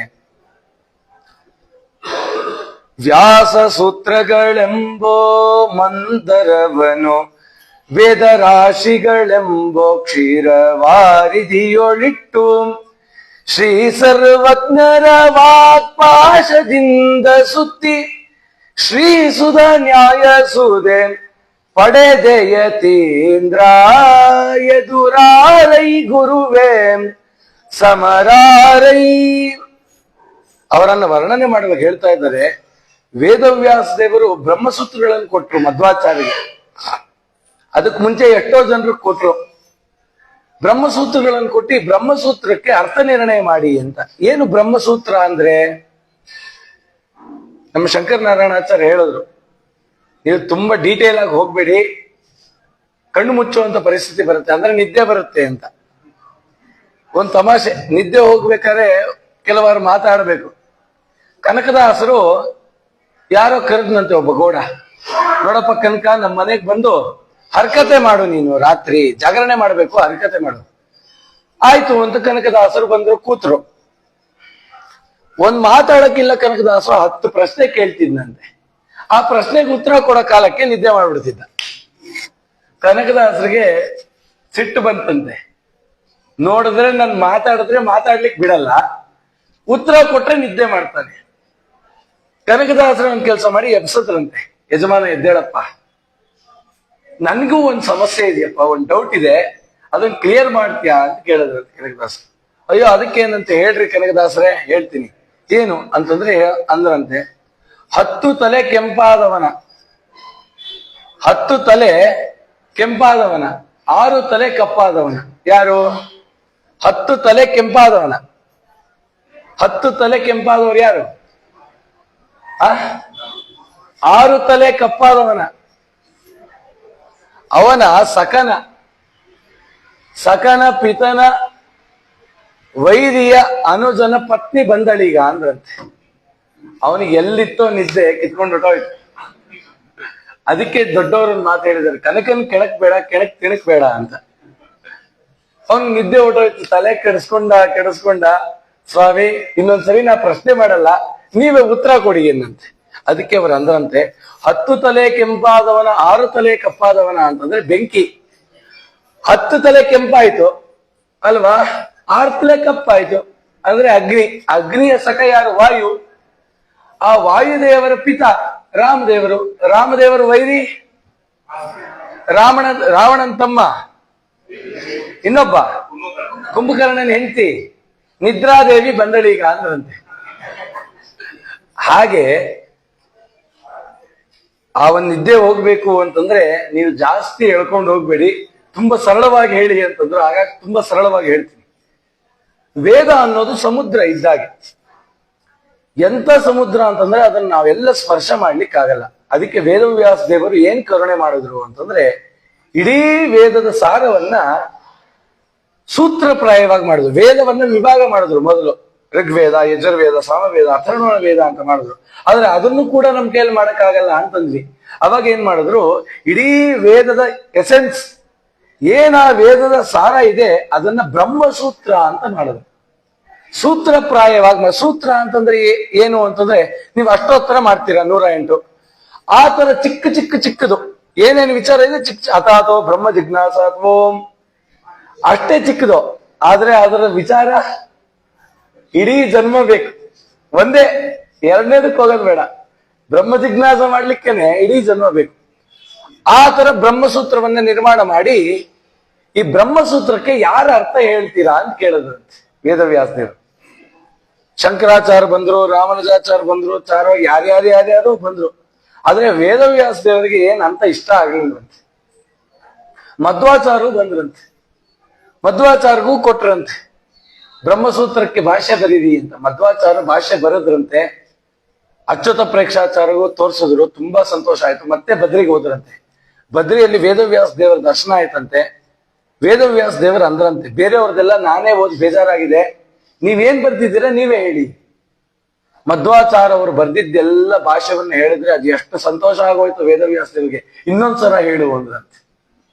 ನಾವು ಪಾಯಸ ಚೆನ್ನಾಗಿತ್ತು ಅಂತ ಅನ್ಕೊಳ್ಳಿ, ಶಂಕರನಾರಾಯಣ ಪಾಯಸನ ಭಕ್ಷಣ ಚೆನ್ನಾಗಿದ್ರೆ ಇನ್ನೊಂದ್ ಸ್ವಲ್ಪ ಹಾಕಿ ಅಂತೀವಲ್ಲ, ಚೆನ್ನಾಗಿದ್ರೆ ತಾನೇ ಹಾಕೋದು. ಇಲ್ಲ ರೀ ಇವತ್ತು ನಮ್ಮ ಮಠದಲ್ಲಿ ಸ್ಪೆಷಲ್ ಪಾಯಸಕ್ಕೆ ಉಪ್ಪಾಕ್ ಮಾಡಿದೀವಿ, ಇನ್ನೊಂದ್ ಸ್ವಲ್ಪ ಹಾಕ್ಸ್ಕೊಡಿ ಅಂದ್ರೆ ಸಾಧ್ಯನಾ? ಮಧ್ವಾಚಾರ್ಯರ ಮಾತು ಮಧು ಅಂತೆ. ಮಧ್ವಾಚಾರ್ಯರ ಮಾತು ಅದು ಆ ಮಧುವಿಗಿಂತ ಸವಿನಂತೆ, ಆ ಜೇನುತುಪ್ಪಕ್ಕಿಂತ ಸಿಹಿ ಅಂತೆ. ಅಂಥ ಮಾತು ಶ್ರೀಮದಾಚಾರ್ಯರ ಮಾತು. ವೇದವ್ಯಾಸ ದೇವರು ತುಂಬಾ ಸಂತೋಷ ಆಗಿ ಇನ್ನೊಂದ್ ಸ್ವಲ್ಪ ಹೇಳುವಂತ. ಆ ಭಾಷ್ಯ ಬರೆದಿದ್ರಲ್ಲ ಮಧ್ವಾಚಾರ್ಯರು, ಅದಕ್ಕೆ ಅದನ್ನ ಪೂರ್ತಿ ಹೇಳಲಿಕ್ಕಾಗಲ್ಲ ಅಂತ ಅಣುಭಾಷ್ಯ ಅಂತ ಮಾಡಿದ್ರು, ಅನುವ್ಯಾಖ್ಯಾನ ಅಂತ ಮಾಡಿದ್ರು, ಬ್ರಹ್ಮಸೂತ್ರ ಭಾಷ್ಯ ಅಂತ ಮಾಡಿದ್ರು. ಟೀಕಾರಾಯರು ಏನ್ ಮಾಡಿದ್ರು, ಆ ಅನುವ್ಯಾಖ್ಯಾನ ಅಂತ ಶ್ರೀಮದಾಚಾರ್ಯ ಬ್ರಹ್ಮಸೂತ್ರದ ವಿಚಾರವನ್ನ ವ್ಯಾಖ್ಯಾನ ಮಾಡಿದ್ರಲ್ಲ ಮಧ್ವಾಚಾರ್ಯರು, ಅದನ್ನ ಟೀಕೆ ಬರೆದ್ರು. ಏನ್ ಟೀಕೆ ಅಂತಂದ್ರೆ, ಏನ್ ಟೀಕೆ ಮಾಡ್ತೀಯಪ್ಪ ನೀನು ಅಂತ ಹೇಳಿದೆ. ಅದಲ್ಲ ಟೀಕೆ ಅಂದ್ರೆ. ಟೀಕೆ ಅಂದ್ರೆ ಅದರ ವಿವರಣೆ, ಅದರ ವಿಸ್ತರಣೆಯನ್ನ ಮಾಡಿದ್ರು. ಏನ್ ಶ್ರೀಮದಾಚಾರ್ಯರ ಭಾವ ಇದೆ ಅದನ್ನ ವಿಸ್ತೃತಿ ಮಾಡಿದ್ರು. ಹೇಗೆ ಅಂತಂದ್ರೆ ಈ ಜನ್ಮದಲ್ಲಿ ಅರಗಿಸ್ಕೊಳ್ಲಿಕ್ಕೆ ಸಾಧ್ಯ ಇಲ್ಲ, ಅಷ್ಟರ ಮಟ್ಟಿಗೆ. ಇವತ್ತು ಯಾರಾದ್ರೂ ಒಬ್ಬರ ವಿಚಾರಕ್ಕೆ, ಯಾವ್ದಾದ್ರು ಒಂದು ಗ್ರಂಥಕ್ಕೆ ಎಷ್ಟೊಂದು ಮತ್ತೆ ಟಿಪ್ಪಣಿಗಳು ಬಂದಿದೆ ಅಂತಂದ್ರೆ ಶ್ರೀಮನ್ ನ್ಯಾಯಸುಧಾಗ ಮಾತ್ರ. ನೀವು ನೋಡಿ, ರಾಘವೇಂದ್ರ ಸ್ವಾಮಿಗಳು, ರಘೋತ್ತಮ ತೀರ್ಥರು, ವ್ಯಾಸರಾಜರು, ಇಂಥವರು ವಿದ್ಯಾಧೀಶ ತೀರ್ಥರು ಎಲ್ರೂ ಕೂಡ ಟೀಕಾರಾಯರ ಶ್ರೀಮನ್ ನ್ಯಾಯಸುಧಾಕ್ಕೆ ಟಿಪ್ಪಣಿ ಬರೆದಿದ್ದಾರೆ. ರಾಯರದು ಅದೇ ಟಿಪ್ಪಣಿನೇ ಪರಿಮಳ ಅಲ್ವಾ? ಅಂತ ಒಂದು ವಿವರಣೆಯನ್ನ, ಅಂದ್ರೆ ಅಂತಹ ವಿಚಾರವನ್ನ ಟೀಕಾರಾಯರು ಹೇಳ್ತಾ ಇದ್ದಾರೆ. ಅದಕ್ಕೆ ಹೇಳಿದ್ರು, ಆ ವೇದವ್ಯಾಸ ದೇವರ ಹತ್ರ ಏನ್ ಬ್ರಹ್ಮಸೂತ್ರ ಇತ್ತಲ್ಲ, ಆ ಬ್ರಹ್ಮಸೂತ್ರ ಮಂದರ ಪರ್ವತ ಅಂತೆ. ವ್ಯಾಸರಾಜರು ವರ್ಣನೆ ಮಾಡ್ತಿರೋದು, ನಮ್ಮ ವರ್ಣನೆಗೆ ಬೆಲೆ ಇರಲ್ಲ. ವ್ಯಾಸರಾಜರ ವರ್ಣನೆ ಏನು ಅಂತಂದ್ರೆ, ಆ ವ್ಯಾಸ ಸೂತ್ರಗಳೆಂಬ ಮಂದರವನ್ನು, ವೇದ ಅನ್ನೋದು ಸಮುದ್ರ, ಕ್ಷೀರ ಸಮುದ್ರ ಅಂತೆ. ಆ ವ್ಯಾಸ ಸೂತ್ರವೆಂಬ ಮಂದರವನ್ನ ಆ ಸಮುದ್ರದಲ್ಲಿ ಇಟ್ಟರಂತೆ. ಮಧ್ವಾಚಾರ್ಯರ ಮಾತೆ ಸೂತ್ರನಂತೆ, ಅಂದ್ರೆ ಹಗ್ಗ. ಅದನ್ನ ಕಡದಾಗ ಬಂದಿದ್ದೇನೆ ಜಯತೀರ್ಥರ ಶ್ರೀಮನ್ ನ್ಯಾಯಸುಧ ಅಂತ. ಇಂಥ ವರ್ಣನೆ ನಮ್ಮಂತವರು ಚಾಡಿ ಹೇಳೋ ನಾಲ್ಗೆಯಿಂದ ಮಾಡ್ಲಿಕ್ಕಾಗತ್ತಾ? ಆ ರೀತಿ ವ್ಯಾಸರಾಜರು ವರ್ಣನೆ ಮಾಡ್ತಾ ಇದ್ದಾರೆ. ಅರ್ತಿ ಮಂದಾರ ವೇದಾರ್ಥ ವಿಚಾರ ಸಮರ್ಥ ಶ್ರೀಕೃಷ್ಣ ಪದಾಂಬುಜ ಭೃಂಗ ಪ್ರತ್ಯರ್ಥಿ ಮದ್ದೇವ ಕಂಠೀರವಾಕ್ಷೋಪ್ಯ ತೀರ್ಥ ಕರಜ ಜಯ ತೀರ್ಥ ಯತೀಂದ್ರ ಯದುರಾರೈ ಗುರುವೇನ್ ಸಮರಾರೈ. ಅವ್ರ ಮಾತು ಹೇಗಿತ್ತು, ಟೀಕಾರಾಯರ ಮಾತು ಹೇಗೆ ಅಂತಂದ್ರೆ ಸಿಂಹ ಗರ್ಜನೆ ಅಂತೆ. ಅವ್ರು ಮಾತಾಡ್ತಿದ್ರು ಅಂತಂದ್ರೆ ಬೇರೆ ಎಲ್ಲ ಪ್ರಾಣಿಗಳು, ಒಂದು ಸಿಂಹ ಗರ್ಜನೆ ಆದ್ರೆ ಕಾಡಿನಲ್ಲಿ ಕ್ರಿಮಿ ಕೀಟಗಳಿಂದ ಹಿಡಿದು ದೊಡ್ಡ ದೊಡ್ಡ ಪ್ರಾಣಿಗಳು ಕೂಡ, ಆನೆ ಕೂಡ ಹೋಗಿ ಬಚ್ಚಿಟ್ಕೊಳುತ್ತಂತೆ. ಯಾಕೆ ಅಂತಂದ್ರೆ ಅಂತ ಒಂದು ಗರ್ಜನೆ, ಸಿಂಹ ಗರ್ಜನೆ. ಅದಕ್ಕೆ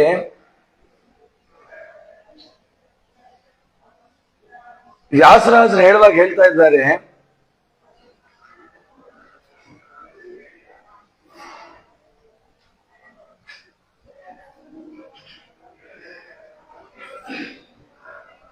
ಟೀಕಾರಾಯರ ಮಾತು ಅದು ಗರ್ಜನೆ ಇದ್ದಾಗೆ, ಎಲ್ಲ ಪ್ರಾಣಿಗಳು ದೂರ ಆಗುತ್ತೆ. ಟೀಕಾರಾಯರ ಗ್ರಂಥಕ್ಕಿಂತ ಇನ್ನೂ ಒಂದು ವಿಚಾರ ಹೇಳ್ತಾರೆ. ಟೀಕಾರಾಯರ ಸ್ಮರಣೆ ಮಾಡಿ, ನಮ್ಮಲ್ಲಿ ಏನೇನು ಕಲ್ಮಶಗಳಿದೆ, ನಮ್ಮ ಮನೆಯಲ್ಲಿ ಏನೇನು ತಾಪತ್ರಯ ಇದೆ, ಕಲಿ ಇಲ್ದಿರೋ ಸ್ಥಳ ಯಾವ್ದಿದೆ ಭೂಮಿಲಿ? ಕಲಿ ಇಲ್ದಿರೋ ಸ್ಥಳ ಸಾಲಿಗ್ರಾಮದಲ್ಲೂ ಬಂದ್ಬಿಟ್ಟಿದ್ದಾನೆ. ಅದಕ್ಕೆ ಪೂಜೆ ಮಾಡಕ್ ಮುಂಚೆ ಏನ್ ಮಾಡ್ತೀವಿ, ಸಾಲಿಗ್ರಾಮ ಶಿಲಾ ಯಾಂತು ನಿತ್ಯ ಸನ್ನಿಹಿತ ಕಲಿಹಿ. ಹೋಗ್ತೀಯಪ್ಪ ಕಲಿ ಅಂತಂದ್ರೆ, ಇಲ್ಲ ಇಲ್ಲ ಇದ್ ನನ್ ಜಾಗ ಅಂದ. ಹಿಂಗ್ ಮಾಡ್ತೀನಿ ಅಂತ ಘಂಟಾನಾದ ಮಾಡಿದ್ರೆ ಎದುರ್ಕೊಂಡು ಹೊಟ್ಟೋದ್ನಂತೆ. ಭೀಮಸೇನೋ ಗದಾಯ ಅಂತೂ ಗದಯ ಭೀಮಸೇನ ದೇವ್ರ ಗದೆ ಅಂದ್ರೆ ಭಯ, ಅದಕ್ಕೆ ಹೊಟ್ಟೋದ. ಹಾಗೆ ಕಲಿ ಇಲ್ದಿರೋ ಅಂತ ಸ್ಥಳ ಇಲ್ಲ, ಎಲ್ಲ ಕಡೆ ಇದ್ದಾನೆ. ಹಾಗೆ ಕಲಹವಿಲ್ಲದ ಮನೆ ಯಾವ್ದಿದೆ ಹೇಳಿ?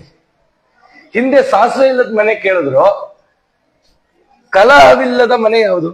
ಕಲಿ ಇಲ್ಲದ ಸ್ಥಳವಿಲ್ಲ, ಕಲಹವಿಲ್ಲದ ಮನೆ ಇಲ್ಲ. ಪ್ರತಿಯೊಬ್ರು ಮನೇಲಿ ಸಮಸ್ಯೆ ಇದೆಯಾ? ಆ ಸಮಸ್ಯೆ ದೂರ ಆಗಬೇಕು ಅಂದ್ರೆ ಜಯತೀರ್ಥರನ್ನ ಎಡೀರಿ, ನಿಮ್ಗೆ ದಿಗ್ವಿಜಯವನ್ನು ಕೊಡಿಸ್ತಾರೆ. ಅಂತ ಸಾಮರ್ಥ್ಯ ಅವರಲ್ಲಿದೆ. ಹಾಗಾಗಿ ಅವರು ಸ್ಮರಣೆ ಮಾಡಿದ್ರೆ ನಮ್ಮಲ್ಲಿ ಇರ್ತಕ್ಕಂಥ ದೂರ ಎಲ್ಲ ಹೋಗುತ್ತೆ ಅಂತ ಹೇಳ್ತಾ ಇದ್ದಾರೆ. ವಿಜಯದಾಸರು ಇವರನ್ನು ಕೊಂಡಾಡ್ತಾ ಇದ್ದಾರೆ. ಸಾರಿ ಭಜಿಸಿರೋ ಟೀಕಾರಾಯರಂಗಡಿಯ, ಕೂಗಬೇಕಂತೆ, ಸಾರಬೇಕಂತೆ ಎಲ್ಲ ಕಡೆಯಲ್ಲೂ. ಟೀಕಾರಾಯರ ವಿಚಾರವನ್ನ ಎಲ್ಲ ಕಡೆಯಲ್ಲಿ ಸಾರ್ರಿ. ಯಾಕೆ? ಘೋರ ಪಾತಕಾಂಬುದಿಯ ಪಾರ ಮಾಡ್ಪರ, ಎಲ್ಲ ದುರಿತಗಳನ್ನ ಕರೀತಾರೆ. ಹೇಗ್ ಕಲಿಯಕ್ ಸಾಮರ್ಥ್ಯ ಬಂತು? ಮೋದ ತೀರ್ಥರ ಮತವ ಸಾಧಿಸುವರ. ಅವ್ರ ಸಾಮರ್ಥ್ಯ ಹೇಗಿತ್ತು ಗೊತ್ತಾ? ಟೀಕಾರಾಯರಿಂದ ಏನ್ ಕಲಿಬೇಕು ಅಂತ. ಟೀಕಾರಾಯ ಶಬ್ದದ ಕಡೆ ಇದೆಯೋ, ಮನಸ್ಸು ಅಂತ ಕೆಲಸ ಮಾಡ್ತಿದ್ದೀರಿ, ದೇವ್ರ ಮುಂದೆ ಕೂತಿರ್ತೀರಾ, ಬೇಡದ ಆಲೋಚನೆಗಳು ಅಲ್ಲೇ ಬರ್ತಾ ಇದೆ. ಅದನ್ನು ಕಳೆಯೋರು ಯಾರು? ಜೀವನವನ್ನು ಉದ್ಧಾರ ಮಾಡೋದು ಯಾರು ಅಂದ್ರೆ ಟೀಕಾಕಾರ, ದುರ್ಬೋಧಕರ. ಸುಬುದ್ಧಿಯನ್ನು ಕೊಟ್ಟು ದುರ್ಬುದ್ಧಿಯನ್ನು ಕರೀತಾರೆ. ಭಾಷ್ಯ ತತ್ವವಾನ್ ವಿಸ್ತಾರ ಮಾಡ್ಪರ ಹೇಳಿದ್ನದು. ಅನುವ್ಯಾಖ್ಯಾನ ವಿಸ್ತಾರ ಮಾಡಿದ್ದಾರೆ. ದೋಷ ದೂರರ ಆದಿಶೇಷ ವೇಷರ, ಇವರಲ್ಲಿ ಶೇಷದೇವರ ಆವೇಶ ಆಗುತ್ತೆ. ಅದಕ್ಕೆ ಒಂದ್ ಕಡೆ ಅಂದ್ರು, ಮಧ್ವಾಚಾರ ರಚನೆ ಮಾಡಿದಂತ ಗ್ರಂಥಗಳನ್ನ ರುದ್ರಾದೇವರು, ಶೇಷದೇವರು ಎಲ್ಲರೂ ಒಂದು ಅಧ್ಯಯನ ಮಾಡಬೇಕು. ಮಧ್ವಾಚಾರ ಗ್ರಂಥವನ್ನು ಅಧ್ಯಯನ ಮಾಡಲಿಕ್ಕೆ ಶೇಷದೇವರು ಇವರಲ್ಲಿ ಆವೇಶವನ್ನು ಹೊಂದಿದ್ರು. ಇವರಲ್ಲಿದ್ದು ಆ ಗ್ರಂಥವನ್ನು ಅಧ್ಯಯನ ಮಾಡಿದ್ರು. ಕಾಮಗೆದ್ದರ ಹರಿಗೆ ಪ್ರೇಮ ಪೂರ್ಣರ, ನೇಮ ನಿತ್ಯರ ನಿಷ್ಕಾಮನ ಪರ. ನೀವೆಲ್ಲ ಎಷ್ಟೋ ಕಥೆ ಕೇಳಿರ್ತೀರ, ಭಾಗವತ ಕೇಳಿರ್ತೀರ, ಮಹಾಭಾರತ. ದೇವರಿಗೆ ಪ್ರೀತಿ ಆಗ್ಬೇಕು ಅಂದ್ರೆ ನಾವೇನ್ ಮಾಡ್ಬೇಕು? ಟೀಕಾರಾಯಣ ಜೀವನ ನೋಡಿ. ಕಾಮಗೆದ್ದರ ಹರಿಗೆ ಪ್ರೇಮ ಪೂರ್ಣರ. ಪರಮಾತ್ಮನಿಗೆ ಯಾವ ಪ್ರೀತಿ ಆಗುತ್ತೆ ಅಂದ್ರೆ ಕಾಮಕ್ರೋಧಾದಿಗಳನ್ನು ಗೆದ್ದಾಗ. ಮದುವೆ ಆಗಿತ್ತು, ಅವರ ಹೆಂಡತಿ ಸ್ಪರ್ಶವನ್ನು ಸಹ ಮಾಡಿದ್ದಾರೆ. ಅದೇ ರೀತಿ ವಿಜಯೇಂದ್ರ ಇವರು ಜಯತೀರ್ಥರು, ವಿಜಯೇಂದ್ರ ತೀರ್ಥರು ಅಂತ ರಾಯರ ಪರಮಗುರುಗಳು, ಅವರ ಜೀವನದಲ್ಲಿ ಇದೇ ಒಂದು ಘಟನೆ ಬಂತು. 64 ವಿದ್ಯೆಗಳಲ್ಲಿ ಕೃಷ್ಣಾಥರು, ಆ ವಿಜಯೇಂದ್ರ ತೀರ್ಥರು. ಕಾಮಶಾಸ್ತ್ರ ಅಂತ ಒಂದು ಶಾಸ್ತ್ರ ಇದೆ. ಈ ಕೇರಳ ಪ್ರಾಂತದ ಸ್ತ್ರೀಯರು ಬಂದು ಅಂದರಂತೆ, ಕಾಮಶಾಸ್ತ್ರದ ವಿರುದ್ಧ ನೀವು ನಮ್ಮ ಜೊತೆ ನಿಲ್ತೀರಾ, ಮಾಡ್ತೀರಾ, ನಮ್ಮ ಜೊತೆ ಯುದ್ಧ ಮಾಡ್ತೀರಾ, ಪಾರ್ಟಿಸಿಪೇಟ್ ಮಾಡ್ತೀರಾ ಅಂತ ಕೇಳಿದ್ರಂತೆ ವಿಜೇಂದ್ರ ಸ್ವಾಮಿ. ನಮ್ಗೆ ಹೆಸರು ಹೇಳಲಿಕ್ಕೆ ಸಂಕೋಚ ಆಗುತ್ತೆ ಅಂತದ್ದು ಆ ಯತಿಗಳ ಹತ್ರ ಕೇಳಿದ್ರು ಸ್ತ್ರೀಯರು. ಆಯ್ತು ಒಂದಂತೆ ವಿಜೇಂದ್ರ ಸ್ವಾಮಿ ಇಡೀ ಊರಿಗೆ ಟಮಟೆ ಬಾರಿಸಿ ಹೇಳ್ಬಿಟ್ಟು, ಕಾಮಶಾಸ್ತ್ರದಲ್ಲಿ ವಿಜೇಂದ್ರ ತೀರ್ಥರು ನಿಂತ್ಕೊಂಡು ಅವ್ರ ಜೊತೆ ಸ್ಪರ್ಧೆ ಮಾಡ್ತಾರಂತೆ. ಏನ್ ಮಾಡ್ತಾರಪ್ಪ ವಿಜೇಂದ್ರ ಸ್ವಾಮಿಗಳು? ಎಷ್ಟೋ ಜನ ಅಂದ್ರಂತೆ, ಗುರುಗಳೇ ಮಾಡಕ್ ಹೋಗ್ಬಿಡಿ, ಸೋತ್ರೆ ಅವಮಾನ ಆಗತ್ತೆ. ಸರಿ ಆಯ್ತು ಅಂದ್ರು. ಮಾರನೇ ದಿನ ಕುಂಬೇಶ್ವರ ದೇವಸ್ಥಾನದ ಬಂದಿದ್ದಾರೆ ವಿಜೇಂದ್ರ ಸ್ವಾಮಿಗಳು. ಅಂದ್ರಂತೆ, ಬಾಳೆ ನಾರಿನಿಂದ ಮಾಡಿದಂತ ಕೌಪಿನ ಧಾರಣೆ ಮಾಡ್ಬೇಕು, ನೀವು ಕೂತ್ಕೋಬೇಕು ಇಡೀ ಜನರ ಮುಂದೆ. ಕೂತ್ಕೊಂಡ್ರಂತೆ, ಆಸನ ಹಾಕೊಂಡು ಕೂತ್ಕೊಂಡ್ರಂತೆ. 4-5 ಜನ ಸ್ತ್ರೀಯರು ಬಂದ್ರು. ಇವ್ರ ಮೈ ತುಂಬಾ ರೋಗಗಳಿಗೆ ಎಣ್ಣೆ ಹಚ್ಚಿದ್ರು, ನರ್ತನ ಮಾಡಿದ್ರಂತೆ ಎಲ್ಲ. ವಿಜೇಂದ್ರ ಸ್ವಾಮಿ ಕಣ್ಣು ಮುಚ್ಕೊಂಡು ನಾರಾಯಣ ಅಷ್ಟಾಕ್ಷರ ಮಂತ್ರದ ಚಿಂತನೆಯನ್ನು ನಡೆಸ್ತಾ ಇದ್ರು. ನಾರಾಯಣವನ್ನು ಸುಸ್ತಾಗಿ ಬಿದ್ದರಂತೆ. ಬಿದ್ದಿ ವಿಜೇಂದ್ರ ಸ್ವಾಮಿ ತಪ್ಪಾಯ್ತು ಅಂತ ಕೇಳಿದ್ರು. ನಿಮ್ಮ ಎದುರು ಅಂತಂದ್ರೆ ಇದೇ ತಿಳ್ಕೋಬೇಕು. ಇದರ ತಾತ್ಪರ್ಯ ಏನು ಅಂತಂದ್ರೆ, ಭೋಗ ವಿಚಾರದಲ್ಲಿ ನಮಗೆ ಆಸಕ್ತಿ. ಏನದು? ಮೊಮ್ಮಕ್ಕಳು ಬಂದಿದ್ದಾರಂತೆ ಮನೆಗೆ, ಅಜ್ಜಿ ಮೊಮ್ಮಕ್ಕಳು ಬಂದಿದ್ದಾರೆ ಅಂತ ಒಳ್ಳೆ ಚಕ್ಕಲಿಯನ್ನು ಮಾಡಿದ್ರು. ಚಕ್ಕಲಿ ತಿಂತೀಯಾ ಅಂತ ಮಕ್ಕಳು ಕೇಳಿದ್ರು. ಎಲ್ಲಪ್ಪ ತಿಂತಿ ಚಕ್ಕಲಿ? ಅಲ್ಲೇ ಇಲ್ಲ. ಮತ್ತೇನ್ ಮಾಡ್ಲಿ ಅಂತ ಮಕ್ಕಳು ಕೇಳಿದ್ರೆ ಅಜ್ಜಿಗೆ ಹೋಗಿ ಹೇಳು 20 ಚಕ್ಲಿನ ಕುಟ್ಟಿ ಪುಡಿ ಮಾಡ್ಕೊಳ್ಳಿ ತಿಂತೀನಿ. ಅರ್ಥ ಏನು? ತಿನ್ಲಿಕ್ಕೆ ಸಾಮರ್ಥ್ಯ ಇಲ್ಲ, ಆದ್ರೆ ತಿನ್ನೋ ಚಾಪಲ್ಯ ಇನ್ನೂ ಹೋಗಿಲ್ಲ.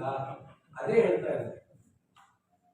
ನಮಗೆ ಅಲ್ಲಿಲ್ಲ ಅಂತ ತಿಂತಿಲ್ಲ ಅಷ್ಟೇ ಹೊರತ ಆಸೆ ಹೋಗಿದೆ ಅಂತಲ್ಲ. ಇಂಥ ಒಂದು ಪರಿಸ್ಥಿತಿ ಯಾರು ಕೇಳಿದ್ರು ಆಚಾರ 90 ವರ್ಷ ದುರಾಸೆ ನೋಡಿ, ನನ್ಗೆ 90 ವರ್ಷ ಶಾಂತಿ ಮಾಡ್ಕೋಬೇಕು ಅಂತ ಆಸೆ, ಆದ್ರೆ ನನ್ನ ಹೆಂಡತಿ ಇಲ್ಲ, ಮದುವೆ ಆಗೋ ಆಸೆ ಇನ್ನೂ ಇದೆ, ಹೆಣ್ಣು ಸಿಗ್ಬೇಕಲ್ಲ. ಅಂದ್ರೆ 90 ವರ್ಷ ಆದ್ರೂ ಕೂಡ ಇದರಲ್ಲೇ ನಮ್ಮ ಆಸಕ್ತಿ ಇದ್ರೆ ನಮ್ಮ ಮನಸ್ಸು ಪರಮಾತ್ಮ ಯಾವ ನಡೆಯುತ್ತೆ. ಟೀಕಾರಾಯರೇ ಹೇಳ್ತಾರೆ, ಅವ್ರ ವಿಚಾರ ತಾತ್ಪರ್ಯದಲ್ಲಿ ಒಂದ್ ಕಡೆ ಹೇಳ್ತಾರೆ, ನಿಮ್ ನಾಲಿಗೆಗೆ ರುಚಿ ಸಿಗ್ತಾ ಇದೆಯಾ? ಸಿ ತಿಂದ್ರೆ ಸಿ ಅಂತ ಗೊತ್ತಾಗತ್ತಾ? ಬೇವಿನೆಲೆ ಕಳೆದ್ರೆ ಕೈ ಅಂತ ಗೊತ್ತಾಗ್ತಾ ಇದೆಯಾ? ಗೊತ್ತಾಗ್ತಿದೆ ಅಂತಂದ್ರೆ ನಿಮ್ಗೆ ಇನ್ನೂ ಪರಮಾತ್ಮನ ವಿಚಾರದಲ್ಲಿ ಆಸಕ್ತಿ ಹುಟ್ಟಿಲ್ಲ. ಒಬ್ಬ ವಿದ್ಯಾರ್ಥಿ ಗುರುಕುಲದಲ್ಲಿ ಅಧ್ಯಯನ ನಡೆಸ್ತಾ ಇದ್ದ. ಗುರುಗಳ ಹೆಂಡತಿ ಪ್ರತಿ ದಿನ ಬೇವಿನ ಚಟ್ನಿನೇ ಮಾಡಿ ಹಾಕ್ತಿದ್ದ. ಅವನಿಗೆ ಓದೋ ಕಡೆ ಗಮನ, ಏನ್ ತಿಂತೀನಿ ಅನ್ನೋದು ಗೊತ್ತಿಲ್ಲ. ಒಂದು 15 ವರ್ಷ ಆಯ್ತು, ಅವತ್ತು ಒಂದು ಚಪಾತಿ ಅದೇ ಚಟ್ನಿ ತಿಂದ. ಗುರುಗಳ ಹೆಂಡತಿನ ಕೇಳಿದ್ರಂತೆ, ಅಮ್ಮ ಇವತ್ತು ಯಾಕೆ ನೀವು ಬೇವಿನಕಾಯಿನೋ ಬೇವಿನ ಸೊಪ್ಪಿನ ಚಟ್ನಿ ಮಾಡಿದ್ದೀರಾ? ಗುರುಗಳು ಪಕ್ಕದಲ್ಲೇ ಕೂತಿದ್ದಾರೆ. ಅಂದ್ರೆ ಇವತ್ತು ನಿಮ್ಮ ವಿದ್ಯೆ ಕ್ಲೋಸ್. ಅದರ ಅರ್ಥ ಏನು ಅಂತಂದ್ರೆ, ಯಾವತ್ತಿನಲ್ಲೂ ಈ ವಿಷಯ ಪದಾರ್ಥದ ರುಚಿ ನಮಗೆ ಇದೆಯೋ ಅಲ್ಲಿವರೆಗೂ ಪರಮಾತ್ಮನ ವಿಚಾರದ ರುಚಿ ನಮ್ಗೆ ಅರ್ಥಲ್ಲ. ಆ ರುಚಿ ಹತ್ತಬೇಕು ಅಂದ್ರೆ ಅವ್ರು ಸ್ಮರಣೆ ಮಾಡ್ಕೊಂಡು ಇಂಥ ದೊಡ್ಡವರ ಕಾಲಿಡಬೇಕು. ಇಂಥ ದೊಡ್ಡವರು ಅವ್ರಿಗೆ ಅವ್ರ ಪ್ರಸಾದವನ್ನು ಸ್ವೀಕಾರ ಮಾಡಿ ಅವರೇ ಕೊಡ್ತಾರೆ. ಅವ್ರಿಗೆ ಬಿಟ್ಟರೆ ಯಾರ ಸಾಮರ್ಥ್ಯ ಇಲ್ಲ. ಅಂತ ಸಾಮರ್ಥ್ಯ ಯುಕ್ತರು ಟೀಕಾಕೃತ್ಪಾದರು. ಇವತ್ತು ಕೂಡ ಅವರು ಸ್ಮರಣೆ ಮಾಡಿ ಎಷ್ಟೋ ಜನ ಚರ್ಮ ವ್ಯಾಧಿಯನ್ನು ಕಳ್ಕೊಂಡಿದ್ದಾರೆ, ಚರ್ಮ ಸಂಬಂಧಿತ ರೋಗವನ್ನು ಅವರು ಸೇವೆ ಮಾಡಿ ಕಳ್ಕೊಂಡಿದ್ದಾರೆ. ಎಲ್ಲ ವಿಧ ಯಸ್ಯವಾದ ಕಾಮಧೇನು, ಅವರು ಕಾಮಧೇನುವಿನಂತೆ ನಮ್ಮ ಬಳಿ ಬಂದು ಅನುಗ್ರಹ ಮಾಡ್ತಾರೆ. ಟೀಕಾರಾಯರು ಅಂತ ದೊಡ್ಡ ಜ್ಞಾನಿಗಳು. ಅವರ ವಿಚಾರ ಅನೇಕ ಇದೆ. ಅವರ ವಿಚಾರವನ್ನು ಎಲ್ಲಿ ನೋಡ್ಬೇಕು ಅಂದ್ರೆ ಅವ್ರ ಪದದಲ್ಲಿ, ಅವರ ವಿಚಾರಗಳಲ್ಲಿ ನೋಡ್ಬೇಕು. ಆದ್ರೆ ಅವ್ರ ಗ್ರಂಥ ನೋಡುವಂತ ಸಮಯ ಬಂದಿಲ್ಲ. ಮುಂದೆ ಯಾವಾಗ ಸಮಯ ಸಿಕ್ಕಿದಾಗ ಅವ್ರು ಹೇಳಿದಂತ ಮಿಥ್ಯಾ ಸಿದ್ಧಾಂತದ ನಿರಾಕರಣೆ, ಮಾಯಾವಾದ ಖಂಡನ ಎಲ್ಲರನ್ನು ಕೂಡ ಟೀಕೆ ರೂಪದಲ್ಲಿ, ಪದ್ಯ ರೂಪದಲ್ಲಿ, ಗದ್ಯ ರೂಪದಲ್ಲಿ ರಚನೆ ಮಾಡುದು. ಒಂದೇ ಒಂದು ಪದ್ಯ ರೂಪದಲ್ಲಿ ಮಾಡೋದಂತೆ. ಯಾವುದು ಅಂತಂದ್ರೆ ಪದ್ಯಮಾಲ ಅಂತ. ದೇವರ ಪೂಜೆ ನೀವು ಮಾಡ್ರಿ, ಪೂಜಾ ವಿಧಿಯನ್ನ ಹಾಕೊಟ್ರು, ಪೂಜೆ ಹೇಗೆ ಮಾಡ್ಬೇಕು ತಾವು ಪೂಜೆ ಮಾಡಿ ಪೂಜೆ ವಿಧಿ ಹಾಕೊಟ್ರು. ಯಾರೋ ಕೇಳೋದಂತೆ, ಸ್ವಾಮಿ ನಮಗೆ ಜ್ಞಾನ ಬಂದ್ಮೇಲೂ ಪೂಜೆ ಮಾಡ್ಬೇಕಾ? ಜ್ಞಾನ ನಮ್ಗೆ ಪಕ್ವ ಆಗ್ಬಿಟ್ಟಿದೆ, ಆದ್ರೂ ಕರ್ಮ ಮಾಡ್ಬೇಕಂದ್ರೆ ಹೌದಪ್ಪ, ವಿಶೇಷ ಜ್ಞಾನ ಬರ್ಲಿಕ್ಕೆ ನಾವು ಕರ್ಮ ಮಾಡಲೇಬೇಕು. ಅದಕ್ಕೆ ಆ ಪದ್ಯಮಾಲವನ್ನು ರಚನೆ ಮಾಡಿ ನಾವು ಕೊಟ್ಟರು. ಅನೇಕ ದೊಡ್ಡ ಉಪಕಾರವನ್ನು ಮಾಡಿದ್ದಾರೆ. ಒಬ್ಬ ಸಂಶೋಧನಕಾರರ ಪ್ರಕಾರ ಟೀಕಾರಾಯರು ಕನ್ನಡದಲ್ಲೂ ಕೂಡ ದೇವನಾಮ ಮಾಡಿದ್ದಾರೆ ಅಂತ ಅದರ ಉಪಲಬ್ಧ ಇಲ್ಲ. ಹಾಗಾಗಿ ಆ ಟೀಕಾರಾಯರ ವಿಚಾರವನ್ನು ನಾವು ಜ್ಞಾನದ ಮೂಲಕ ಅರ್ತ್ಕೋಬೇಕು. ಏನಕ್ಕೆ ಅವ್ರು ಸ್ಮರಣೆ ಮಾಡ್ಬೇಕಾದ್ರೆ ಅವ್ರು ಸ್ಮರಣೆ ಮಾಡ್ಬೇಕಾ? ಹಾಗೆ ಊಟ ಮಾಡ್ಬೋದಲ್ಲ. ಅದಕ್ಕೆ ಶಂಕರನಾರಾಯಣ ಆಚಾರ್ಯರು ಮತ್ತೆ ಸಂಜಯನಗರ ಮಠದ ಎಲ್ಲರೂ, ಆ ಮಠದವರಿಗೆ ಎಷ್ಟು ಶ್ರದ್ಧೆ ಅಂತಂದ್ರೆ, ಆ ಮಠದ ಅಧ್ಯಕ್ಷರಿಗೆ, ಆ ಖಜಾಂಚಿಯವರಿಗೆ, ಭಕ್ತರಿಗೆ ಎಲ್ಲರೂ ಅವ್ರಿಗೆ ಎಷ್ಟು ಶ್ರದ್ಧೆ ಅಂತಂದ್ರೆ, ನಾವು ಸುಮಾರು ಮಾಡಿದ್ರೆ ಪ್ರವಚನ ಮಾಡಿದ್ವಿ, ಕಮಿಟಿಯವರು ಯಾರು ಬಂದು ಕೂತ್ಕೊಳ್ಳೋದು ಪ್ರವಚನಕ್ಕೆ, ಯಾಕೆಂದ್ರೆ ಬೇಕಾಗಿಲ್ಲ ಅಲ್ಲ ಅದು. ಆದ್ರೆ ಈ ಮಠದಲ್ಲಿ ಆಗಲ್ಲ. ರಥೋತ್ಸವಕ್ಕೂ ಇರ್ತಾರೆ, ಪಾರಾಯಣಕ್ಕೂ ಕೂಡ್ತಾರೆ. ಅದರ ಅರ್ಥ ಏನು ಅಂತಂದ್ರೆ ಅದು ಶ್ರದ್ಧೆ ತೋರಿಸುತ್ತೆ. ಅಂತ ಶ್ರದ್ಧೆ ಏನಕ್ಕೆ ದೊಡ್ಡವ್ರು ಸ್ಮರಣೆ ಮಾಡಬೇಕು ಅಂತ. ಅವ್ರು ಸ್ಮರಣೆ ಮಾಡದೆ ಊಟ ಮಾಡಿದ್ರೆ ಎಂತ ಪಾತಕ ಆಗುತ್ತೆ ಅಂತ. ಏನ್ ಪಾತಕ ಆಗುತ್ತೆ ಅಂತಂದ್ರೆ, ಒಬ್ಬ ಬ್ರಾಹ್ಮಣ ಸ್ಮಶಾನದ ದಾರಿಯಲ್ಲಿ ನಡ್ಕೊಂಡ್ ಬರ್ತಿದ್ದೀನಿ. ಸ್ಮಶಾನದಲ್ಲಿ ಸ್ಮಶಾನ ಕಾಯುವಂತ ಒಬ್ಬ ವ್ಯಕ್ತಿ ಒಂದು ಹೆಣದ ಮೇಲೆ ಕೂತು ಆ ಹೆಣಕ್ಕೆ ಮೀಸಲಾದಂತ ಅನ್ನವನ್ನ, ಪ್ರೇತ ಅನ್ನವನ್ನ ತುಂಬಾ ಹಸುವಿಗೆ ಒಡೆದ ಮಡಿಕೆಯಲ್ಲಿ ತಾನು ತಿಂತ ಇದ್ದಂತೆ. ಆ ಬ್ರಾಹ್ಮಣ ನೋಡಿದ, ಜಗತ್ತಿನಲ್ಲಿ ಇದಕ್ಕಿನ್ನ ದರಿದ್ರ ಏನಾಗಿದೆಯಾ, ಇದಕ್ಕಿನ್ನ ಮೈಲಿಗೆ ಏನಾಗಿದೆಯಾ? ಸ್ಮಶಾನದಲ್ಲಿ ಹೆಣದ ಮೇಲೆ ಕೂತು ಪ್ರೇತಕ್ಕೆ ಮೀಸಲಾದ ಅನ್ನವನ್ನು ತಿಂತಾ ಇದ್ದಾನೆ, ಇದಕ್ಕಿನ್ನ ಏನಾದ್ರೂ ದರಿದ್ರ ಇದೆಯಾ ಅಂತ. ಆ ಬ್ರಾಹ್ಮಣ ಬಂದ, ಆ ಬ್ರಾಹ್ಮಣನ ಗಾಳಿ ಸೋಕ್ತಂತೆ ಆ ಅನ್ನವನ್ನು ತಿಂತಿದ್ದವನಿಗೆ ಹೋಗಿ ಸ್ನಾನ ಮಾಡ್ಬಿಡ್ತಂತೆ. ಬ್ರಾಹ್ಮಣನಿಗೆ ಸಿಟ್ಟು ಬಂತು. ನಾನು ಬ್ರಾಹ್ಮಣೋತ್ತಮ ವಿದ್ಯಾವಂತ, ನನ್ನ ನೆರಳಿಸೋಕಿದಕ್ಕೆ ನೀನು ಸ್ನಾನ ಮಾಡ್ತೀಯ? ನೀನೇ ಹೆಣದ ಮೇಲೆ ಶವದ ಮೇಲೆ ಕೂತ್ಕೊಂಡು ಅನ್ನ ತಿಂತಿದ್ದೆ, ಅದು ಮೈಲಿಗೆ ಅಲ್ಲ, ನಾನ್ ಬಂದಿದ್ದಕ್ಕೆ ಮೇಲಿಗೆ ಅಂತ ನೀನು ತೋರಿಸ್ತಾ ಇದೀಯಾ ಅಂತಂದ್ರೆ ಆ ವ್ಯಕ್ತಿ ಅನ್ನಂತೆ, ನಿಮ್ಮ ಗುರುಗಳಿಂದ ಎಲ್ಲ ಅಧ್ಯಯನ ಮಾಡಿ ಗುರುವನ್ನ ನಿಂದನೆ ಮಾಡಿ ಗುರುವನ್ನೇ ಮರೆತು ನಿಮ್ಮ ಜೀವನ ನೀವು ನಡೆಸ್ತಾ ಇದ್ದೀರಲ್ಲ, ಅದು ಶವದ ಮೇಲೆ ಕೂತು ಅನ್ನ ತಿನ್ನೋಕ್ಕಿಂತ ಹೆಚ್ಚು ಮೇಲಿಗೆ. ಅದಕ್ಕೆ ದೊಡ್ಡವರು ಸ್ಮರಣೆ ಮಾಡದೆ ನಾವು ಅನ್ನ ತಿಂದ್ರೆ ಎಂತ ಮೇಲಿಗೆ. ಹಾಗಾಗಿ ದೊಡ್ಡವರು ಸ್ಮರಣೆ ಮಾಡಬೇಕು. ದೊಡ್ಡವರ ಪಾದವನ್ನ ಹಿಡಿದ್ರೆ ನಮ್ಮನ್ನು ಉದ್ಧಾರ ಮಾಡುತ್ತೆ. ಆ ರೀತಿಯಲ್ಲಿ ಟೀಕಾರಾಯ ವಿಚಾರವನ್ನ 3 ದಿನಗಳ ಕಾಲ ಯಥಾಮತಿ ಯಥಾಶಕ್ತಿ ನಮ್ಮ ಯೋಗ್ಯತೆಗೆ ಅನುಸಾರವಾಗಿ ಸ್ಮರಣೆಯನ್ನ ಮಾಡಿದ್ದೀರಿ. ಹೆಚ್ಚು ಬೇರೆ ವಿಚಾರಗಳಿಗೆ ಹೋಗದೆ ಟೀಕಾರಾಯ ವಿಚಾರವನ್ನು ಹೇಳಬೇಕು ಅಂತ ಹೇಳಿ ಕೇಳಿಕೊಂಡಾಗ ಶಂಕರನಾರಾಯಣ ಅವರು 1 ತಿಂಗಳಿಂದನೇ ಮಾತಾಡಿದಾಗ, ಸರಿ ಆಯ್ತು, ಟೀಕಾರಾಯ ಒಂದು ಸೇವೆ ಎಲ್ಲಿ ಸಿಗುತ್ತೋ ಬರೋಣ ಅಂತ ಹೇಳಿ ಇಲ್ಲಿ ಬಂದ್ವಿ. ನಾವು ಆಡಿರೋದೆಲ್ಲ ತಪ್ಪೆ, ನಮ್ಮ ಜ್ಞಾನ ಎಲ್ಲ ಅಷ್ಟು ಶುದ್ಧ ಇಲ್ಲ. ನಮ್ಮ ಜ್ಞಾನ ಶುದ್ಧ ಅಲ್ಲೇ ಅನ್ನೋದಕ್ಕೋಸ್ಕರ ದೊಡ್ಡವರ ವಿಚಾರ ಮಾತಾಡ್ತಿದ್ರು, ಹೊರತ ನಮ್ಮ ಹತ್ರ ಯಾವ ಜ್ಞಾನವೂ ಇಲ್ಲ. ಹಾಗಾಗಿ ಈ ದಿನ ವಿಶೇಷವಾಗಿ ಸರ್ವಮೂಲ ಗ್ರಂಥದ ಆದ್ಯ ಅಂತ್ಯ ಶ್ಲೋಕ ಟೀಕಾ ಟಿಪ್ಪಣಿಗಳ ಸಹಿತ ಪಾರಾಯಣ ನಡೆದಿದೆ. ಇದು ನಿಜವಾದ ಆರಾಧನೆ, ಟೀಕಾರಾಯರಿಗೆ ಸಮ್ಮತವಾದ ಆರಾಧನೆ. ಹಾಗಾಗಿ ಆ ಟೀಕಾರಾಯರ ಭಾವಕ್ಕೆ ಅನುಗುಣವಾಗಿ ಈ ಕಾರ್ಯ ನಡೆದಿದೆ. ಆರಾಧನೆ ಆ ವೈಭವ ಅಂತಂದ್ರೆ ರಥೋತ್ಸವ ನಡೀಬೇಕು, ಅದು ಕೂಡ ನಡೆದಿದೆ. ಜ್ಞಾನ ಯಜ್ಞ ನಡೆದಿದೆ. ಇನ್ನೇನಪ್ಪ ಬಾಕಿ ಇದೆ? ತೀರ್ಥ ಪ್ರಸಾದ ಬಾಕಿ ಇದೆ. ಆದ್ರೆ ಆ ತೀರ್ಥ ಪ್ರಸಾದ ಹೇಳ್ತೀನಿ, ಇದು ಟೀಕಾರಾಯರ ಅಮೃತದ ತುತ್ತು ಅಂತ ಒಂದೊಂದು ತುತ್ತು ಕೂಡ ಅದನ್ನ ಭಾವಿಸಿ ತಿಂದ್ರಿ, ನಮ್ಮ ಕುಲವನ್ನು ಉದ್ಧಾರ ಮಾಡುತ್ತೆ ಅಂತ ಹೇಳ್ತಾ, ಟೀಕಾರಾಯರು ನಮಗೆ ನಿಮಗೆ ಎಲ್ಲರೂ ಕೂಡ ವಿಶೇಷವಾಗಿ ಅನುಗ್ರಹವನ್ನು ಮಾಡಿ ಈ ಜ್ಞಾನ ಕಾರ್ಯ ಇನ್ನೂ ಅಧಿಕವಾಗಿ ನಡೆದಿ ನಮ್ಮೆಲ್ಲರಿಗೂ ಕೂಡ ಟೀಕಾರಾಯರ ಸನ್ಮಂಗಳವನ್ನು ಉಂಟು ಮಾಡಿ ಅಂತ ಹೇಳ್ತಾ, ಇವತ್ತು ಅವಕಾಶ ಮಾಡಿಕೊಟ್ಟಂತ ಶಂಕರನಾರಾಯಣಾಚಾರ್ಯರು, ಮಠದ ಅಧ್ಯಕ್ಷರಿಗೂ, ಖಜಾಂಚಿಯರಿಗೂ, ಮಠದ ಎಲ್ಲ ಸದಸ್ಯರಿಗೂ ಕೂಡ ಅಭಿನಂದನೆಗಳನ್ನು ಸಲ್ಲಿಸ್ತಾ, ಶ್ರೀಕೃಷ್ಣಾರ್ಪಣಮಸ್ತು ಮಧ್ವೇಶಾರ್ಪಣಮಸ್ತು. ಅವ್ರ ಶ್ಲೋಕ ಹೇಳ್ಕೊಡ್ತೀನಿ. 5 ಸರಿ ಟೀಕಾರಾಯ ಶ್ಲೋಕ ಹೇಳಿ ನಾನು ಟೀಕಾರಾಯ ಪಾದಕ್ಕೆ ಅರ್ಪಣೆ ಮಾಡಿ ಕೃಷ್ಣಾರ್ಪಣೆಯನ್ನ. ಯಸ್ಯ ವಾಕ್ ಕಾಮಧೇನುರ್ನಃ ಕಾಮಿತಾತಾನ್ ಪ್ರಯಚ್ಛತಿ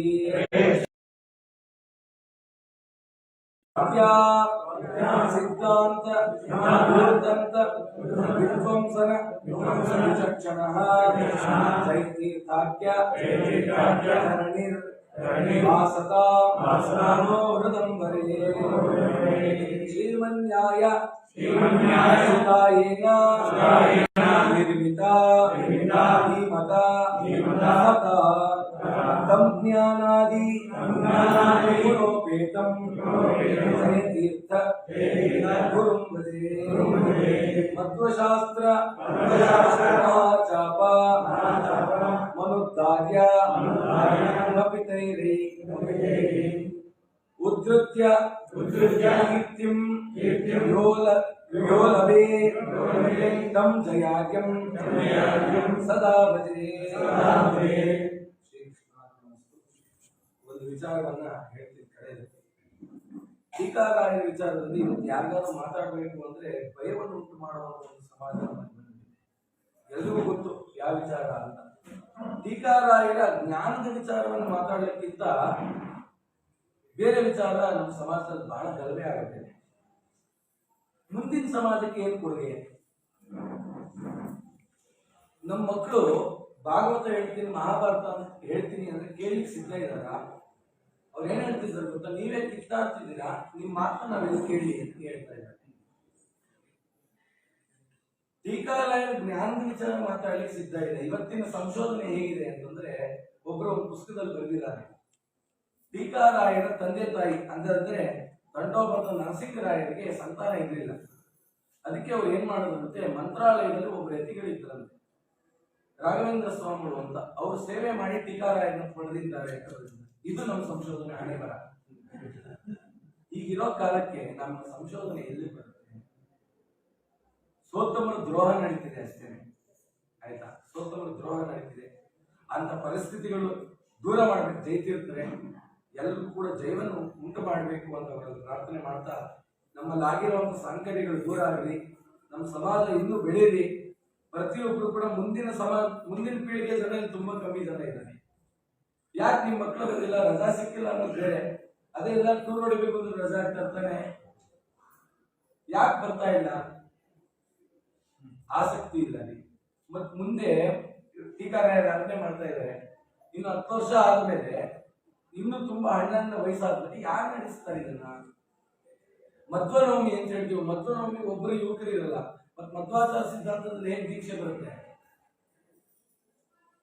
ರಾಯರ ಮಠಕ್ಕೂ ನಮಸ್ಕಾರ ಆಡ್ತಾರೆ, ಅಯ್ಯಪ್ಪ ಸ್ವಾಮಿ ನಮಸ್ಕಾರ ಆಗ್ತಾರೆ. ನಮ್ಗೆ ಇದೇ ಜನ್ಮ ಬರುತ್ತಾ? ಇದೇ ಅಕ್ಷತೆ ಅಂಗಾರ ಇಟ್ಕೊಳ್ಳುವಂತ ಜನ್ಮ ಬರುತ್ತಾ? ಬಂದಾಗ ಕೂಡ ನಾವು ಅದನ್ನು ಉಪಯೋಗಿಸ್ಕೊಳ್ಳಿಲ್ಲ ಅಂತಂದ್ರೆ ನಷ್ಟ ಆಗುತ್ತೆ. ಒಂದು ಪ್ರಾರ್ಥನೆ ಏನಪ್ಪಾ ಅಂತಂದ್ರೆ, ಮನೇಲಿ ಹೆಣ್ಮಕ್ಳು ಇದ್ರೆ ಅವ್ರು ಸ್ನಾನ ಮಾಡಿ ಬಂದು ಬಟ್ಟೆ ಹಾಕೊಂಡು ಹಾಗೆ ಹೋಗ್ಲಿಕ್ಕಿಂತ ಚಿಕ್ಕದಾಗಿ ಹೇಳ್ರಿ, ಬಂದು ತುಳಸಿ ಗಿಡಕ್ಕೆ ಒಂದು ಲೋಟ ನೀರು ಹಾಕಿ ನಮಸ್ಕಾರ ಹಾಕಮ್ಮ. ಅವ್ರು ಅದಕ್ಕೆ ತಾವು ಸಹಕರಿಸ್ತಾರೋ ಹಾಡು ಹೇಳ್ತಾರೋ ಬೇರೆ, ಚಿಕ್ಕ ಪುಟ್ಟದ್ ಮಾಡ್ತೀವಿ. ಮಕ್ಕಳು ಸಂಧ್ಯಾವನ್ನೇ, ಗಂಡಸರು ಮಾತ್ರ ಸಂಧ್ಯಾವನ್ನೇ ಮಾತ್ರ ಬಿಡುವಾಗ ಆಗಬಾರ್ದು. ಮೊದಲು ಸಂಧ್ಯಾವನ್ನೇ ಮಾಡಿ ಒಂದ್ 4 ಸ್ತೋತ್ರವನ್ನು ಕಲೀರಿ. ವಿಷ್ಣು ಸಹಸ್ರನಾಮ, ವಾಯುಸ್ತುತಿ ಇದೆಲ್ಲ ಕಲೀರಿ. ಇದ್ರೆ ಮುಂದೆ ನಮ್ಗೆ ಏನ್ ಗತಿ ಆಗುತ್ತೋ ಗೊತ್ತಿಲ್ಲ, ಮುಂದಿನ ಸಮಾಜ ಅನ್ನೋ ಒಂದು ಆತಂಕ ನಮಗೂ ಇದೆ. ಹಾಗಾಗಿ ಆ ಜೈತೀರ್ಥರೇ ಈ ಕಲ್ಮಶಗಳನ್ನ ಕಳೆದು ಮುಂದಿನ ಸಮಾಜದ ಪೀಳಿಗೆ ಅವರಿಗೆ ಆಸಕ್ತಿ ಬರುವಂಗಾಗಲಿ, ತನ್ನ ಮೂಲಕ ನಮ್ಮ ಸಮಾಜ ಉದ್ಧಾರ ಆಗಲಿ ಅಂತ ಪ್ರಾರ್ಥನೆ ಮಾಡ್ತಾ ಶ್ರೀ ಕೃಷ್ಣಾರ್ಪಣಮಸ್ತು ಮಧ್ವೇಶ್ವರಾರ್ಪಣಮಸ್ತು.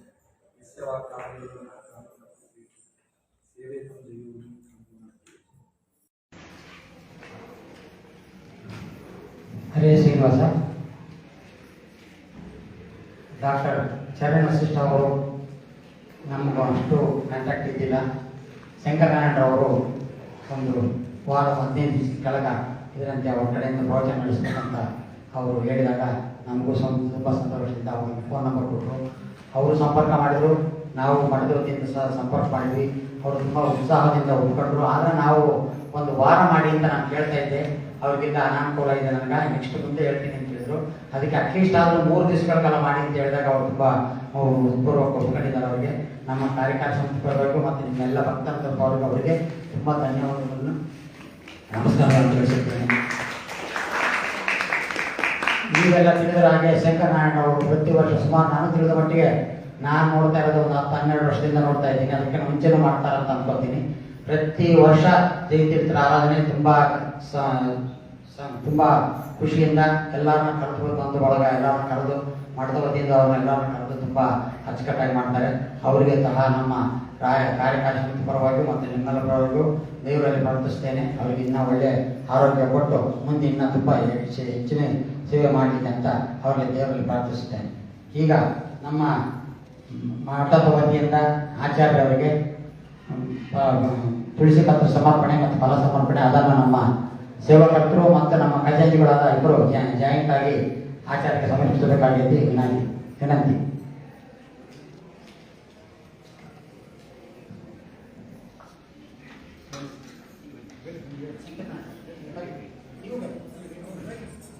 ಅದಾದ ನಂತರ ಸೇವಕರ್ತರಿಂದ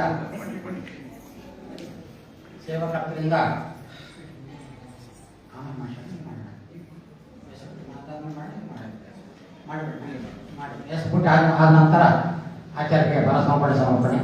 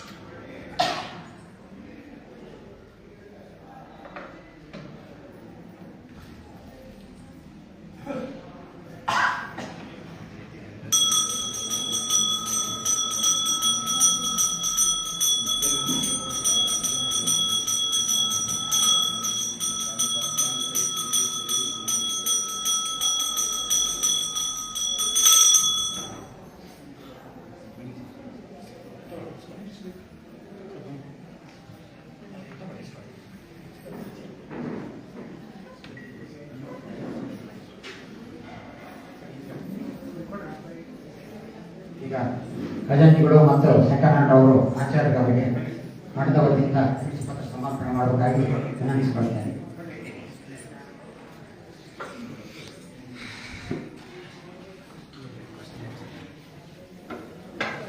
ಆಮೇಲೆ ಈಗ ನಮ್ಮ ಆಚಾರ್ಯ ಶಂಕರನ ಕಡೆ ಸೇವಕರ ಕಡೆಯಿಂದ ಆಚಾರ್ಯ ಅವರಿಗೆ ಸಾಲ ಸಮರ್ಪಣೆ ಮತ್ತು ವಿಶ್ವಾಸ ಸಮರ್ಪಣೆ.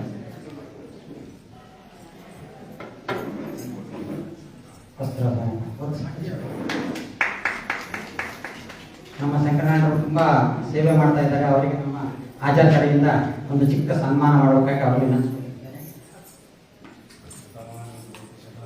ಬನ್ನಿ.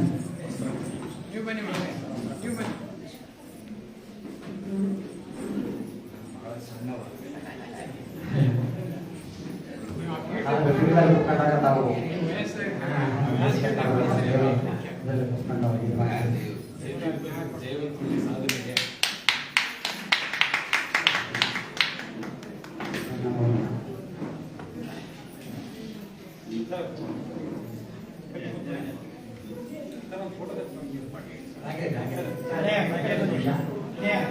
ಎಲ್ಲರಿಗೆ ಆಚಾರ್ಯ ಕಡೆಯಿಂದ ಎಲ್ಲರಿಗೆ ಫಲವಂತ ಸ್ವೀಕಾರ.